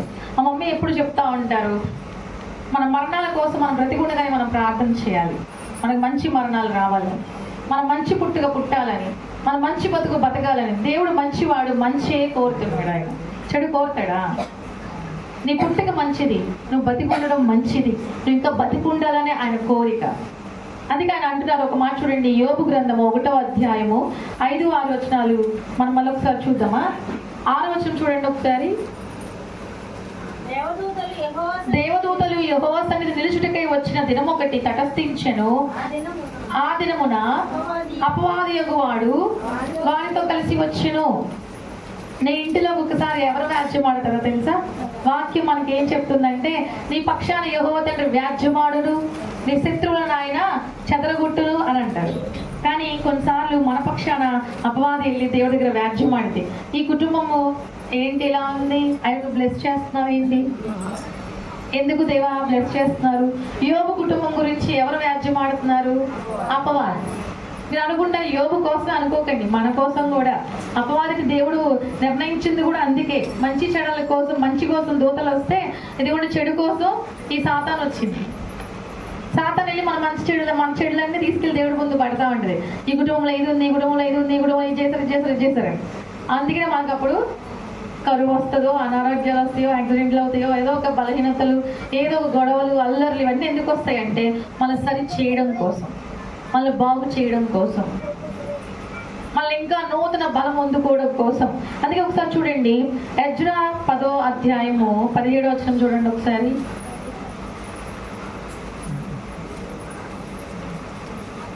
ఎజ్రా 10:11.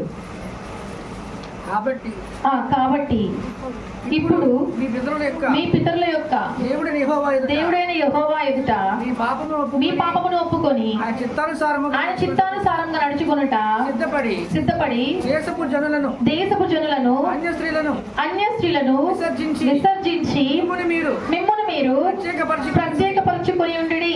ఏమంటే ఇక్కడ ఒక మంచి జరుగుతా ఉంది. ఈ మాట చెప్పి నేను ముగిస్తున్నాను. ఎజ్రా నెహెమ్యా గ్రంథాల్లో కన్క్లూజన్ ఉంటది. ఏంటి అంటే, నెహెమ్యా వచ్చి పాడైన యెరూషలేమును కాల్చివేసి కూల్చేయబడిన ఆ మందిరాన్ని కట్టడానికి నెహెమ్యా పడిన ప్రయాసంతా మనం నెహెమ్యా అధ్యాయం చదివితే మనకు అర్థమవుతుంది. ఎన్నోసార్లు మీకు ప్రభు ఇక్కడ అమ్మగారి ద్వారా మీకు తెలియజేస్తుంటారు. ఆ మందిరం కంప్లీట్ అయిపోయిన తర్వాత కన్స్ట్రక్షన్ అయిపోయింది. నెహెమ్యా ఏం చేశాడంటే ఎజ్రాను పిలిపించాడు, యాజకుడిని పిలిపించాడు. యాజకుడు వచ్చి ఇలా బైబిల్ చదువుతూ ఉంటే సంఘం అంతా లేచి నుంచొని వినేవాళ్ళు. దానికి పర్ణశాల పండుగ కూడా వాళ్ళు చేసుకున్నారు. వాళ్ళు ఆ 6 రోజులు ముగించబడితే 7వ రోజు వాళ్ళు విందు కార్యక్రమాన్ని వాళ్ళు ప్రకటించుకున్నారు. అంటే వాళ్ళు ఏం చేస్తున్నారు? పర్ణశాల పండుగలో పగలంతా మెట్ట మధ్యాహ్నం వరకు దేవుడి వాక్యం వింటారు. మధ్యాహ్నం నుంచి వాళ్ళ పాపాలన్నీ ఒప్పుకునేవాళ్ళు. సాయంత్రం ఇంటికి వెళ్ళి వాళ్ళు స్నానం చేసి వంటలు వండుకుని అప్పుడు భోజనం చేసేవాళ్ళు. అప్పటి వరకు వాళ్ళు భోజనం చేయలేదు. అంటే వాళ్ళు ఎన్ని అవర్స్ మనం అనుకుంటే ఒక 12 గంటలు నుంచున్నారు, వాక్యం విన్నారు. మరొక 12 గంటలు వాళ్ళు ఏం చేస్తున్నారు? 6 గంటలు పశ్చాత్తాపడి ఏడ్చి పాపాలు ఒప్పుకుంటున్నారు. 6 గంటలు వాళ్ళు శుద్ధి చేసుకుని ఆహారం వండుకొని తింటున్నారు. ఇది వాళ్ళు సంవత్సరంలో 2 మార్లు చేస్తారు. ప్రతి 6 months ఒకసారి వాళ్ళు చేస్తారు. మనం కూడా దేవుడి మనకు చాలా ప్రణాళికలు ఉంటాయి. చదువులు, ఉద్యోగాలు, జాబ్లు అవన్నీ. మన దేవుల్లో కూడా మనకు ఒక ప్రణాళిక ఉండాలి. దేవుళ్ళ ప్రణాళిక ఉండాలి. మీలో ఎంతమంది కృతజ్ఞత ఆరాధనలు లేకపోతే ఉపవాస కూడికలు మీ గృహాల్లో పెట్టించుకున్నారు? చేతులెత్తండి. అమ్మగారిని పిలిచి 1, 2, 3, 4. మీ గృహాల్లో సంఘమంతా వచ్చి ప్రార్థన చేయాలి. అది మీకు ఆశీర్వాదం. మీ పిల్లలు పుట్టినరోజులకో పెళ్లి రోజులకో ఏదో ఒక కార్యక్రమం సందర్భాన్ని మీరు పిలుచుకొని, ప్రమోషన్స్ లేకపోతే బిల్డింగ్ కట్టారనో ఏదో ఒకటి పిలుచుకొని సంఘం వచ్చి మీ కుటుంబంలో ప్రార్థన చేయడం ఆశీర్వాదకరం. మాకైతే మా విజయవాడ ప్రాంతంలో ఈ నెలంతా సో మచ్ బిజీ. ఈవినింగ్ అంతానేమో మాకు సన్నిధిలో ఎవ్రీడే ఈవినింగ్ 7 o'clock ప్రేయర్స్ ఉంటే 9-9:30 అందరూ స్నాక్స్ వాక్యం అన్ని చేసుకుని వెళ్ళిపోతాము. మళ్ళీ పగల ఉపవాస ప్రార్థనలు, కృతజ్ఞత ఆరాధనలు ఉంటాయి. ఈ వారం అంతా ఫుల్ బిజీ. మా ఇంట్లో కూడా ఈరోజు 30వ తారీఖున ఏం పెడతామంటే ఈ 2 కార్యక్రమం సంఘమంతటిని పిలుస్తాము. 30వ తారీఖున సంఘం మా గృహ స్త్రీలందరూ వస్తారు. స్త్రీలు వచ్చారు. ఆ రోజు విజ్ఞాపన చేత ప్రార్థన చేస్తారు. ఈ సంవత్సరంతో దేవుడు మమ్మల్ని కాపాడినందుకు మేము కృతజ్ఞత ఆరాధన పెట్టుకుంటూ ఉంటాం. మీ గృహాల్లో ఇలాంటి సంవత్సరాంతపు కార్యక్రమాలు జరగాలి. ఇలా పెట్టుకోవాలి. మీరు వాళ్ళు వస్తే పలహారం ఇవ్వండి, పులిహోర పెట్టండి, బూందీ లాంటి ఇవ్వండి, చాలు. భోజనాలు పెట్టలేకపోయినా. అందుకనే చూడండి ఆయన అంటున్నాడు కదా, ఇక్కడ జరిగిన కాంట్రడిక్షన్ ఏంటి? మనం 11వ వచనంలో ఏం చదవంటే వాళ్ళ పాపాలు ఒప్పుకొని దేవుని యొక్క చిత్తానుసారంగా నడుచుకుంటే వాళ్ళు సిద్ధపడుతున్నారు. వాళ్ళు మనం కూడా సిద్ధపడాలి. పాపాలు ఒప్పుకొని మనం ఏం చేయాలి? నూతన సంవత్సరం కొరకు సిద్ధపడాలి. మెనీ మోర్ బ్లెస్సింగ్స్ రావాలని, శోధనల శ్రమలు మనం జయించాలని. అది ఇంకొక మాట మీరు ఒకసారి చూసినట్లయితే ఎస్తేరు గ్రంథం చూడండి ఒకసారి. 21వ వచనం చూడండి ఒకసారి. యూదులు తమ పగవారి చేత బాధపడక నెమ్మది పొందిన దినములన్నీ వారి దుఃఖము పోయి సంతోషము వచ్చిన నెల అనియు, వారి మూలుగుట్ట మారిన శుభదినం అనియు, ప్రతి సంవత్సరము అదారు నెల యొక్క 14వ దినమున 15వ దినమున వారు ఆచరిస్తున్నారు. ఏం జరిగింది ఇక్కడ? మీకు తెలుసు కదా ఏం జరిగింది ఇక్కడ? అహష్వేరోషు దగ్గర ఎవరున్నారు? హామాను ఒక మంత్రి ఉన్నాడు. ఎస్తేరుకి వివాహం జరిగింది అహష్వేరోషు రాజుగారితో. వాళ్ళ చిన్నాన్నగారు ఎవరు? మొర్దెకై. ఆయన ఒక వార్తను తీసుకొచ్చాడు. అమ్మ, నువ్వేమో చక్కగా ఇళ్ళలో ఉండి హ్యాపీగా ఉన్నావు, మన ప్రజల మీదకి 14వ తారీఖున ఊచకోతలు కోస్తానని హామాను ఆజ్ఞ ఇచ్చాడు. మనం బంగారము మనం ఎంతైతే బరువునో అంత బరువు బంగారం వెండి ఇవ్వకపోతే చంపేస్తా అన్నాడు. 127 దేశాల్లో శాసనం రిలీజ్ చేశాడు. ఏం చేయమంటావు? నువ్వు మాత్రం హ్యాపీగా మంచిగా బట్టలు వేసుకుని ఉన్నావు, మంచిగా తింటున్నావు, అంతపురాల్లో ఉన్నావు. మరి ప్రజల సంగతి ఏంటి? ఇజ్రాయేల్ సంగతి. అవన్నీ మీరు వెంటనే వెళ్ళి 3 దినాల ఉపవాస ప్రార్థన ప్రకటించండి, నేను కూడా ఏకీభవిస్తాను. సేవకురాల యొక్క సమస్యలు సేవకురాలు చెప్పుకోదండి. సంఘాన్ని చాలా విషయాలు చెప్పుకోదు. చెబితే మళ్ళీ ఈ సంఘాలు వేరే సంఘాలకు మళ్ళీ వెళ్ళిపోతూ ఉంటాయి. వార్తలు వేరే ఇళ్ళకి వెళ్ళిపోతూ ఉంటాయి. కొన్ని చెప్పుకోగలరు, కొన్ని చెప్పలేరు. వాళ్ళ కన్నీరు దేవుడికి మాత్రమే తెలుసు. అందుకే మన సంఘము కొరకు, సంఘ పెద్దల కొరకు మీరు చక్కగా ఈ విలాప వాక్యాలు కానీ, యోవేలు గ్రంథం కానీ చదివితే అక్కడ ఏమని ఉంటుందంటే, మనం దేశ ప్రధానుల కొరకు, యాజకుల కొరకు, ప్రధానుల కొరకు, అధిపతుల కొరకు, దేశంలో ఉన్నతులైన వారందరి కొరకు మనము గోనె పట్టా కట్టుకొని అంగలార్చి మనం ప్రార్థన చేయాలని ఉంటుంది. అందుకే యేసు ప్రభు వారి కోసం దూతలు దిగొచ్చాడు, జ్ఞానులు దిగొచ్చారు, పేదవారైన గొర్రెల కాపలు దిగొచ్చారు. చాలా మంది యేసు ప్రభుని చూడడానికి వచ్చారు. మనం చూడడానికి ఎవరు వస్తున్నారు? వారం వారం. మనల్ని చూడడానికి నెలకొకసారి మన బంధువులు మన ఇంటికి వస్తున్నారా? కనీసం మనం ఇతరుల దగ్గరికి వెళ్ళి ఏమ్మా బాగున్నారా, పప్పులు ఉన్నాయి, ఆ పిల్లలు ఏం చదువుతున్నారు అని మనం కనీసం ఫోన్లో కనీసం ఒకసారి వెళ్దామా? పండగ దినాల్లో పిల్లల దగ్గర తీసుకెళ్దామా? రేపు మళ్ళీ సమ్మర్ వస్తుంది, పిల్లలు మనం చుట్టాలంటే తీసుకెళ్ళగలుగుతున్నామా? సమయం లేదు. కానీ నేను ఒకసారి మా నాన్నగారిని అడిగా, మీరు ఎప్పుడు మా చుట్టాలంటికి పంపరు, బంధువులకి పంపరు, ఎక్కడికి పంపరు అని ఒక రోజు కూర్చొని ఏడ్చాడు 10th క్లాస్ అప్పుడు. నీ పని ఇట్లా ఉందనుకుని మా నాన్నగారు తీసుకెళ్ళాను పాలపిల్ల మా అత్త దగ్గర వదిలేరు. రోజు ఆ పచ్చిడి అన్నం, అదేంటి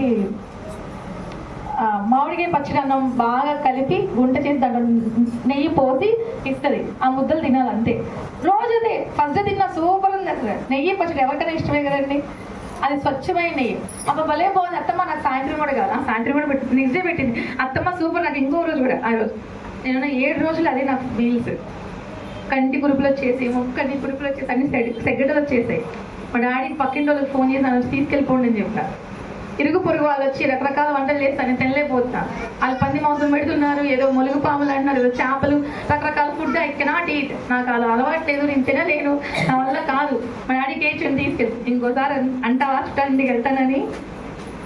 ఇలా ఉంటుంది. సో దెన్ అప్పుడు నాకు నేర్చుకున్న తల్లిదండ్రులు మమ్మల్ని ఎంత బాగా ప్రేమిస్తున్నారు. ఎవ్రీడే మాకు ఎంత మంచి మీల్స్ వాళ్ళు ఇస్తున్నారు. ఎవ్రీడే మా వస్త్రాలు, నా బట్టలు నేనే ఉతుక్కోవాలి. అక్కడికి వెళ్తే మా అత్తమ్మ ఉతుకరు.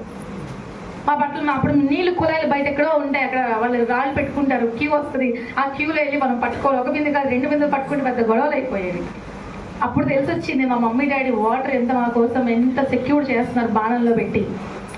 అందుకే బంధువుల దగ్గర పంపించాలండి. మన పిల్లలు అప్పుడప్పుడు ఇలాంటి నేర్చుకుంటారు. హాస్టల్లో పిల్లలు బాగా జీవితం ఎందుకు నేర్చుకుంటారంటే ఇలాంటి అనుభవాలు, వాళ్ళ జీవితంలో చెడు అనుభవాలు, చేదు అనుభవాలు నేర్చుకుంటూ ఉంటారు. అప్పుడే అర్థమై తల్లిదండ్రులు మనల్ని ఎంత ప్రేమిస్తున్నారు, సంఘం మనల్ని ఎంత ప్రేమిస్తుందో.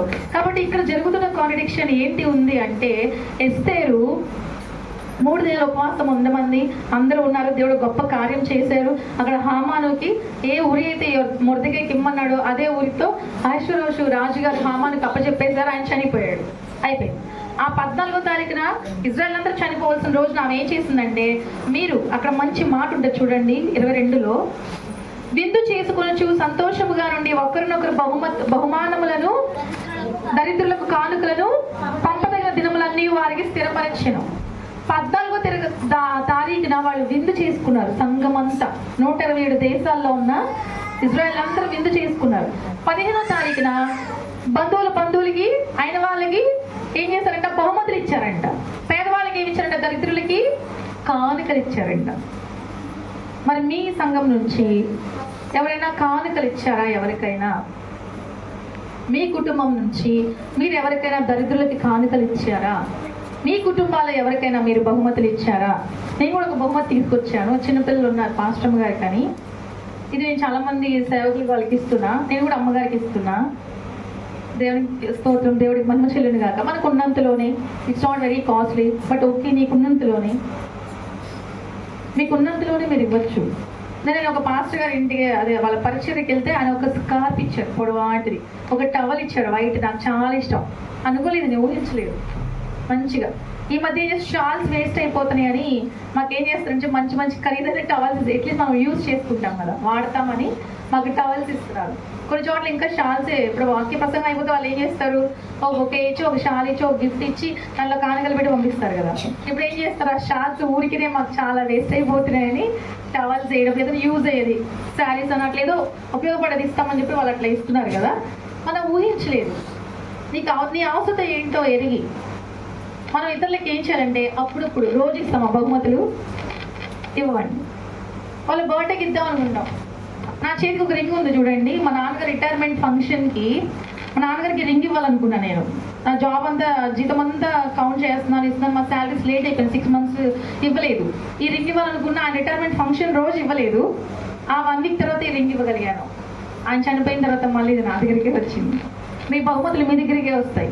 దేవుడు అంటున్నాడు కదా, మీరు పిటికెడు ఏమంటారు ఆ బియ్యపు గింజలు మీరు సముద్రంలో వేస్తే అది తిరిగి మీ వద్దకు ఆహారంగా తిరిగి వస్తుంది అంటున్నాడు. అబ్బా, ఎంత అద్భుతమైన మాట అండి ఇది. ఇంకో మాట కూడా కీర్తనకారుడు రాస్తూ ఏమంటాడంటే, నువ్వు కన్నీటితో విత్తనములను విత్తితే సంతోషమైన పనులను నువ్వు కోసుకుపోతావు. ఒక పన మీద కోస్తే ఎన్ని గింజలు ఉంటాయి అందులో కదా.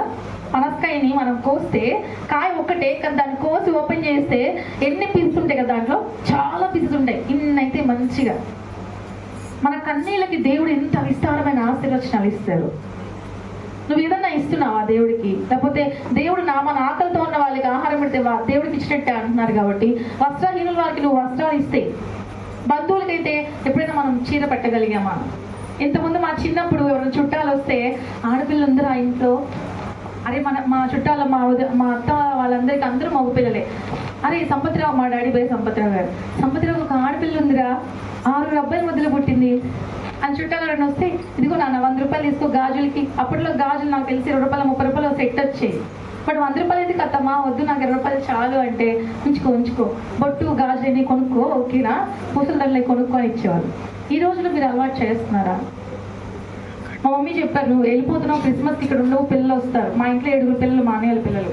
ఆ పిల్లలకి ఏం తీస్తున్నావు అంటే, నేను మొన్న ఒక రోజు ఇక్కడ నుంచి పిఠాపురం అన్ని కార్యక్రమాలు చేసుకుని ఒక్కరోజు మధ్యలో ఖాళీ ఉంటే, ఆ రోజు ఇంట్లో చాలా పనులన్నీ కంప్లీట్ చేసి రాత్రి 7 గంటలకు మళ్ళీ షాపింగ్కి వెళ్ళి వాళ్ళకి ఐస్ క్రీమ్స్ అని ఇప్పుడు అమ్మగారికి ఇచ్చినవని మొత్తం మా 7 పిల్లలకి కావాల్సినవన్నీ సెట్ చేసి, ఇంకో పిల్లలు రావట్లేదంటే మళ్ళీ నిడమానూరు చాలా దూరం, అర్ధరాత్రి 12 గంటలకి ర్యాపిడో బుక్ చేసుకుని వెళ్ళి, అంటే తెల్లారితో మళ్ళీ ఊరు వచ్చేస్తున్నాను కాబట్టి నేను టైం లేదని అర్ధరాత్రి 12 గంటలకు వెళ్ళి, మా తమ్ముడికి 3 పిల్లలు, చిన్న పిల్లలు, చాలా చిన్నవాళ్ళు, వాళ్ళకి అవన్నీ తీసుకెళ్ళి రాత్రి బట్టలు అలాంటి స్వీట్స్ చాక్లెట్స్ అన్నీ వాళ్ళకి అర్ధరాత్రి ఇచ్చేసేసి మళ్ళీ పొద్దున్నే వచ్చి 4 గంటలకి మళ్ళీ నేను ట్రైన్ ఎక్కేసి మళ్ళీ ఊళ్ళని తిరుగుతా ఉన్నాను. మీరు చేస్తున్నారు చాలా గొప్ప పనులు. దానికి ఒక సాక్ష్యము, మీరు చేసిన దానికి ఇతరులకు మీరు వివరిస్తే, మీ బిడ్డలకు మీరు వివరిస్తే, అది రేపు ఆశీర్వాదకరంగా తిరిగి మీ వద్దకే మళ్ళీ అవి వస్తాయి. దేవుడు అంటున్నాడు కదా, గ్లాస్ మనుషులకు అంత విలువ ఉంది, ఇతరులకు వస్త్రాలు ఇస్తే, ఇతరులకు ఆహారం ఇస్తే ఇంకా ఎన్నో బ్లెస్సింగ్స్. అందుకే ఈ లోకానికి నేను నా బిడ్డని ఇచ్చేసా. యేసు ప్రభు వారిని మన కోసం ఆయన ఇచ్చేశారు. ఎందుకు? నా బిడ్డను బాగా చూసుకోండి, మన పిల్లకి ఏమండి మా కుమార్తెను బాగా చూసుకోండి. మేము రివర్స్, మా ఇంట్లో అందరు అబ్బాయిలే కదా, 5 అబ్బాయిలు. మా వదిలికి మా అత్తగారికి మా అన్నయ్యని బాగా చూసుకోండి, మా తమ్ముడిని బాగా చూసుకోండి. మా అత్తగారు అందరూ వచ్చి మా అన్నయ్య దగ్గరే ఉంటారు, అత్తమ్మ అన్నయ్యని కొంచెం బాగా చూసుకోండి. మేము వచ్చేటప్పుడు చెప్తాం, అందరూ మా చుట్టూనే ఉంటారు. అయినా అత్తమ్మ ఈరోజు అన్నయ్య సరిగా తిన్నారా, ఈ కూర ఆయనకి ఇష్టం ఉండదు, ఇంకేమైనా చేయకపోయారా, టైం లేదమ్మా చేయలేదు, వదిన మీరు ఏదన్నా చేశారా, అమ్మ మీ అన్నకి ఏం కావాలి మాకు తెలుసు, అన్నీ మేము చూసుకుంటాం, నువ్వేం చెప్పొద్దు అంటారు మా వదిళ్ళు. హ్యాబిచువేట్ అయిపోయారు కదా, వాళ్ళకి అలవాటు అయిపోయింది కదా ఇన్ని సంవత్సరాలు. సో అయినా వాళ్ళు స్టిల్ ఏంటంటే తల్లి జాగ్రత్తలు చెప్తుంది, చెల్లిగా నేను మళ్ళీ మా వదిలికి మా తమ్ముడి విషయంలో, దివ్య ఇది చూడు ఆ తమ్ముడికి ఇట్లా అక్క ఇంకన్నీ చేస్తా అక్క, మీరేం బాధపడకండి, వదిన అని పిలవదు అక్క అని పిలుస్తుంది. సో మనము కూడా మన బంధుమిత్రులతో మనం మాట్లాడాలి, వాళ్ళ కష్టకాలు మనం తెలుసుకోవాలి, వాళ్ళకి ఏదైనా మనం సహాయం చేయాలి, అది తిరిగి మళ్ళీ నీకే వస్తాయి. నువ్వు కష్టంలో ఉన్నప్పుడు వాళ్ళందరూ నీ కోసం వచ్చేస్తారు. నీ దుఃఖ దినాల్లో వాళ్ళందరూ దేవుడి దగ్గర పంపించేస్తారు. మనం అనుకుంటాం, ఏమంటే పలానా వాళ్ళకి నేను ఎంత చేశాను, వాళ్ళు నాకేం సహాయం చేయరు, వాళ్ళ ద్వారా రాకపోవచ్చు, ఇంకో ద్వారంలో దేవుడు పంపిస్తాడు అద్భుతమైన సహాయం. దావీదు వచ్చి ఆహారం పెట్టమని నాబాల్ని అడిగితే నాబాల్ ఇవ్వను పో అన్నాడు. కానీ వాళ్ళ భార్య ఏం చేసింది, అన్నీ ఇచ్చొచ్చింది. ఆ మూర్ఖుడు చంపమని చెప్పాను, మనమయ్య నా భర్తను చంపొద్దయ్యా ప్లీజ్ అయ్యా అని బతిల్లాడింది. అతను ఆపేయండి చంపొద్దు అని లోపానికి ఆ మాట విని హార్ట్ స్ట్రోక్ వచ్చి చచ్చిపోయాడు ఆయన. అవునా కదా? దేవుడు ఒక ద్వారం మూస్తే మీకోసం మళ్ళీ 7 ద్వారాలు తెలుస్తారు. అందుకే ఒక ద్వారం మూయబడుతుంది, 7 ద్వారాలు తెరవడం కోసం. యేసయ్య ఈ లోకంలోకి పంపిస్తే మనం ఏం చేసాం, ఆయన్ని చంపబడేసాం. అవునా కదా? సిలువలో ఆయన్ని చంపేశాం. అయినా ఈ లోకానికి రక్షణ ఇవ్వడం కోసం ఆయన వచ్చాడు. మనం అనొచ్చు, ఏమంటే నేను చాలా బాధలు పడ్డాను, చాలా కష్టాలు పడ్డాను. అవును, మీ బిడ్డలకు అవన్నీ దీవెన, అవన్నీ ఆశీర్వచనాలు. ఈరోజు మీకు అది శ్రేష్టమైన సాక్ష్యముగా దేవుడు మీ ముందు ఉంచుతా ఉన్నారు. దేవుడి కొద్ది మాటలు మన వెనుకల్లో దీవించి ఆశీర్వదించును గాక. ఆమె ప్రార్థన చేద్దామండి. పరిశుద్ధుడానికి వందనాలు ప్రభా, ఎన్నో విషయాలు ఈ సంఘంతో మీరు మాట్లాడారు. తండ్రి నీకు వందనాలయ్యా, నీకు వందనాలు. ఏ పాటి వారమని ప్రభు ఆకాశ నక్షత్రాలు మనం ప్రకాశింప చేయడానికి ఈ లోకంలోనికి మీరు వచ్చి ఉన్నారు అయ్యా. ఈ లోకంలో మీరు సంతోషించడానికి రాలేదు, కానీ మా పాప భారాన్ని మోసుకొని వెళ్ళడానికి సిలువలో మరణించడానికి వచ్చారు. కానీ మీ పుట్టుక మాకు సంతోషం ఏసయ్యా.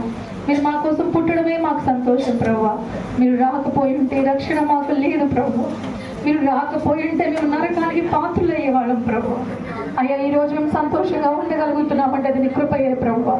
ఈరోజు మేము ఆరోగ్యంగా ఉన్నామంటే అది నీ కృపయే తండ్రి. నువ్వు మమ్మల్ని బ్లెస్ చేసినందుకు మీకు వందనాలు ఏసయ్యా.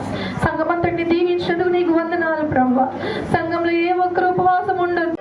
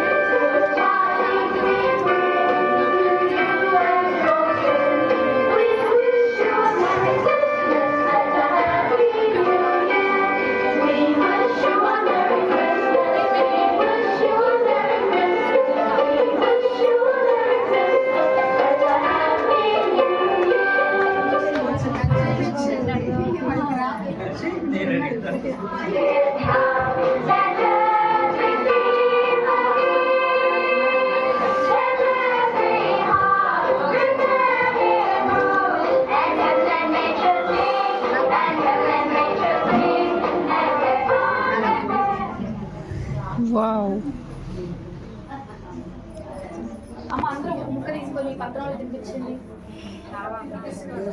తీసుకున్న అలసిపోయిన శరీరాలు ప్రభా, అలసిపోయిన మనస్సులు బ్రతుకులు తండ్రి ఆయన మీరు ఊరట తెచ్చిన కొరకు నీ మందిరంలోకి పంపించేందుకు నీకు వందనాలు ప్రభా. అయ్యా, ఈ సంఘానికి సంతోషాన్ని మని బ్రతిమలాడుతున్నాను ప్రభా. ఈ సంఘానికి మీరు ఆయుధాలకు వెళ్ళమని బ్రతిమలాడుతున్నాను తండ్రి. ఈ సంఘాన్ని మీరు దీవించమని బ్రతిమలాడుతున్నాను ప్రభా. ఈ సంఘాన్ని బహుగా వర్ధిల్ల చేయమని బ్రతిమలాడుతున్నాను తండ్రి.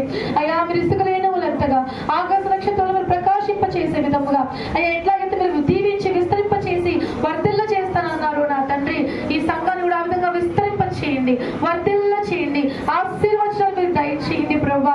అమ్మగారు ఒక్కరిగా ఉండి సంఘాన్ని నడిపిస్తున్నారు. ఆమెకు నువ్వు భర్తగా తోడున్నందుకు వందనాలయ్యా. ఆమెకు సహోదరుడిగా స్నేహితుడిగా పిలున్నందుకు మీకు వందనాలయ్యా.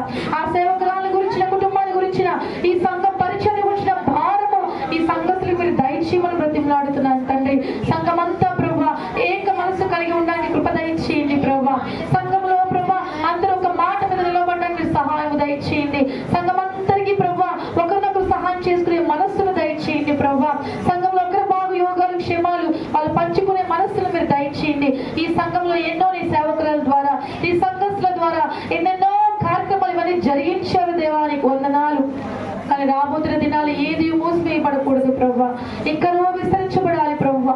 అయ్యా, ఆకాశంలోంచి నక్షత్రాలు రాలి పడిపోతాయో మాకు తెలియదు, కానీ అటువంటి పిడుగైన వార్తలు ఈ సంఘంలో ఉండకుండానట్లుగా ఈ సంఘంలో ప్రతి కుటుంబం చుట్టూ ఈ సంఘము చుట్టూ ఈ సంఘ కాపురని కుమార్తె కుటుంబం చుట్టూ నీ క్రీస్తుని కంచెను వేయండి ప్రభా. నీ యొక్క మహిమనుంచండి తండ్రి. ఏ చెడు వార్తలకి ఈ సంఘం ఆస్కారం కాకుండాట్లుగా ఈ సంఘాన్ని దీవించండి. ఈ సంఘాన్ని గురించి అనేకమైన శుభవర్తమానాలు అనేకమైన సువాసన భరితమైనటువంటి మాటలు మేము వినడానికి కృప దయచేయండి. ఈ సంఘములో ఎంతో ఉద్యమమైన కార్యక్రమాలు మీరు జరిగింప చేయండి. ఈ 2026లో ప్రభా ఈ ఈ మందిరంలో ప్రతి నిత్యము ఏదో ఒక ఆరాధన జరగడానికి ఈ సంఘాన్ని మీరు సిద్ధపరచండి ప్రభా, సిద్ధపరచండి. నిర్ణయ కాలాలు మీరు సిద్ధపరచండి. సంఘాన్ని గురించిన భారము బాధ్యత ఇక్కడున్న ప్రతి ఒక్కరికి మీరు దయచేయండి ప్రభా. సండే స్కూల్ పరిచయం విస్తరించబడ్డానికి కృప దయచేయండి. యవనస్తుల పరిచయం విస్తరించబడ్డానికి కృప దయచేయండి. అయ్యా స్త్రీల సహవాసము వర్ధిల్లడానికి కృప దయచేయండి ప్రభా. అయ్యా పురుషులైన వారు వాళ్ళ బాధ్యతల్లో విస్తరించబడ్డానికి కృప దయచేయండి. వాళ్ళ కుటుంబాల సమృద్ధిని దయచేయండి. సంఘంలో సమృద్ధిని దయచేయండి. అయ్యా అమ్మగారి కుటుంబంలో సమృద్ధిని దయచేయండి. ప్రతి బంధకాల నుంచి నీ పరిశుద్ధ అగ్నిలో కడగండి, కాల్చివేయండి తండ్రి. శుద్ధీకరణ దయచేయండి. ఈ మందిరాన్ని మీరు శుద్ధి చేయండి ప్రభా. ఈ బలిపీఠాన్ని మీరు శుద్ధి చేయండి ప్రభా. ఇక్కడ మా అందరి ఆత్మల శరీరాన్ని మీరు శుద్ధి చేయండి ప్రభా. మా కుటుంబాల ప్రతి ఒక్కరు రక్షణ పొందడానికి కృప దయచేయండి. 2026 కొరకు సిద్ధపడుతున్నాం. నూతనమైన దీవెనల కొరకు మేము ఎదురు చూస్తూ ఉన్నాం. అయ్యా మా ముందు ఇంకా 6 రోజుల కార్యక్రమం ఉంది. ఈ 6 రోజులు ప్రభా అదిగో తండ్రి ఇజ్రాయెల్ ఎలాగైతే పాపాలు ఒప్పుకొని పశ్చాత్తాపడి అయ్యా శుద్ధీకరణ పొందారో మేము కూడా ప్రభా నూతన సంవత్సరం కొరకు సిద్ధపడడానికి కృప దయచేయండి.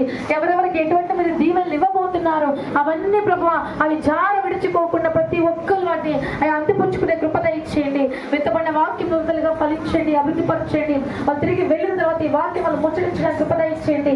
ఈ వాక్యం మన మర్మాలు సత్యాలు మరొకసారి వాళ్ళ చెవులు మారుమోగినట్లుగా వాళ్ళ ఆత్మలకు అవి పరిశీలనాత్మకంగా ఉండినట్టుగా కృప దయచేయండి. నన్ను నిలబెట్టి మీరు వాడుకున్నందుకే నీకు మహిమ చెల్లిస్తున్నాను. మీ కృతజ్ఞతలు తెలియజేస్తున్నాను. ఇచ్చిన అవకాశం తనెంత కొరకు మీకు మహిమ చెల్లిస్తున్నాను. అయ్యా మీ బిడ్డగా నడిపించేందుకే నీకు వందనాలు తెలియజేస్తున్నాను. ఈ సంఘములో ఇంకా అద్భుతాలు దయచేసి మరొకసారి సంఘాన్ని కలుసుకున్నప్పుడు అనేకమైన శుభవర్తమానాలతో నింపి మీరు మహిమ పొందండి. ఈ యొక్క క్రిస్మస్ ఆనంద సంతోష సమాధానాలతో ఈ కుటుంబాలను నింపి సంతోషభరితులుగా గృహాలకు చేరుకునే కృప దయచేయమని యేసు నామములో అడుగుచున్నాం తండ్రి, ఆమేన్. Thank you sister. చక్కటి హెచ్చరిక మాటలతో సందేశాన్ని అందించిన శశికళ గారికి మా హృదయపూర్వకంగా అలాగే సంఘం తరపు నుంచి మా కుటుంబ తరపు నుంచి హృదయపూర్వక వందనాలు చెల్లించుకుంటున్నాం. ఇప్పుడు కేక్ కటింగ్ చేయబడింది.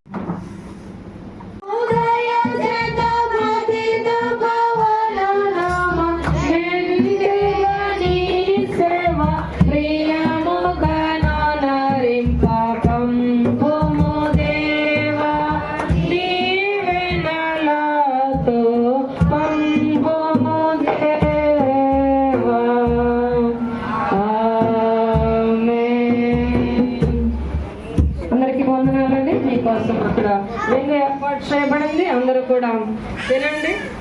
ఎవరు కూడా భోజనం చేయకుండా వెళ్ళొద్దు. అందరూ తినేసి భోజనం చేసి వెళ్ళాలని మిమ్మల్ని ప్రేమపూర్వకంగా మనం చేస్తున్నాం. మన కోసం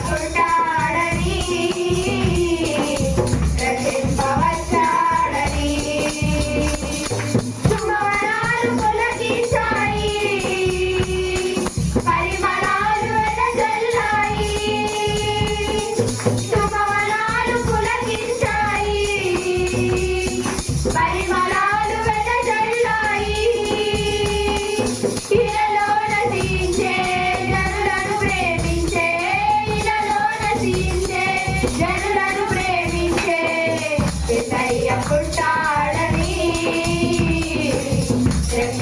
రక్షింపవచ్చాడని యేసయ్య పుట్టాడని రక్షింపవచ్చాడని అంబరానికి అంటేలా సంబరాలతో చటాలా అంబరానికి అంటేలా సంబరాలతో చటాలా యేసయ్య పుట్టాడని రక్షింపవచ్చాడని యేసయ్య పుట్టాడని రక్షింపవచ్చాడని హల్లెలూయా.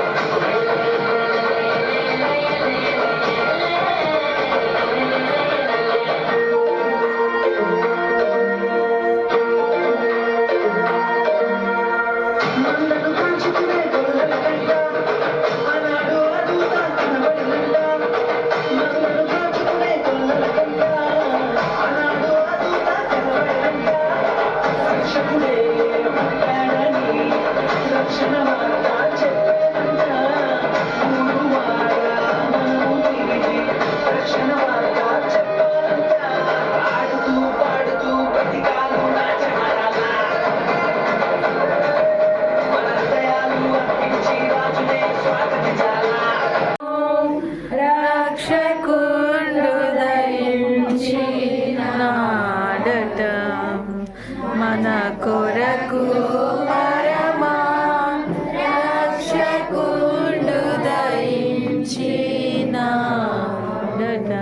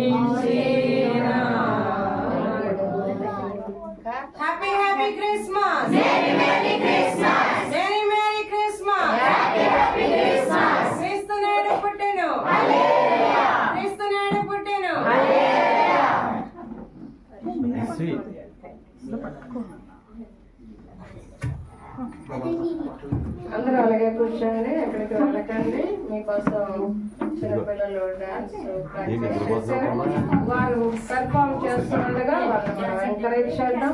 అందరూ కూర్చోండి.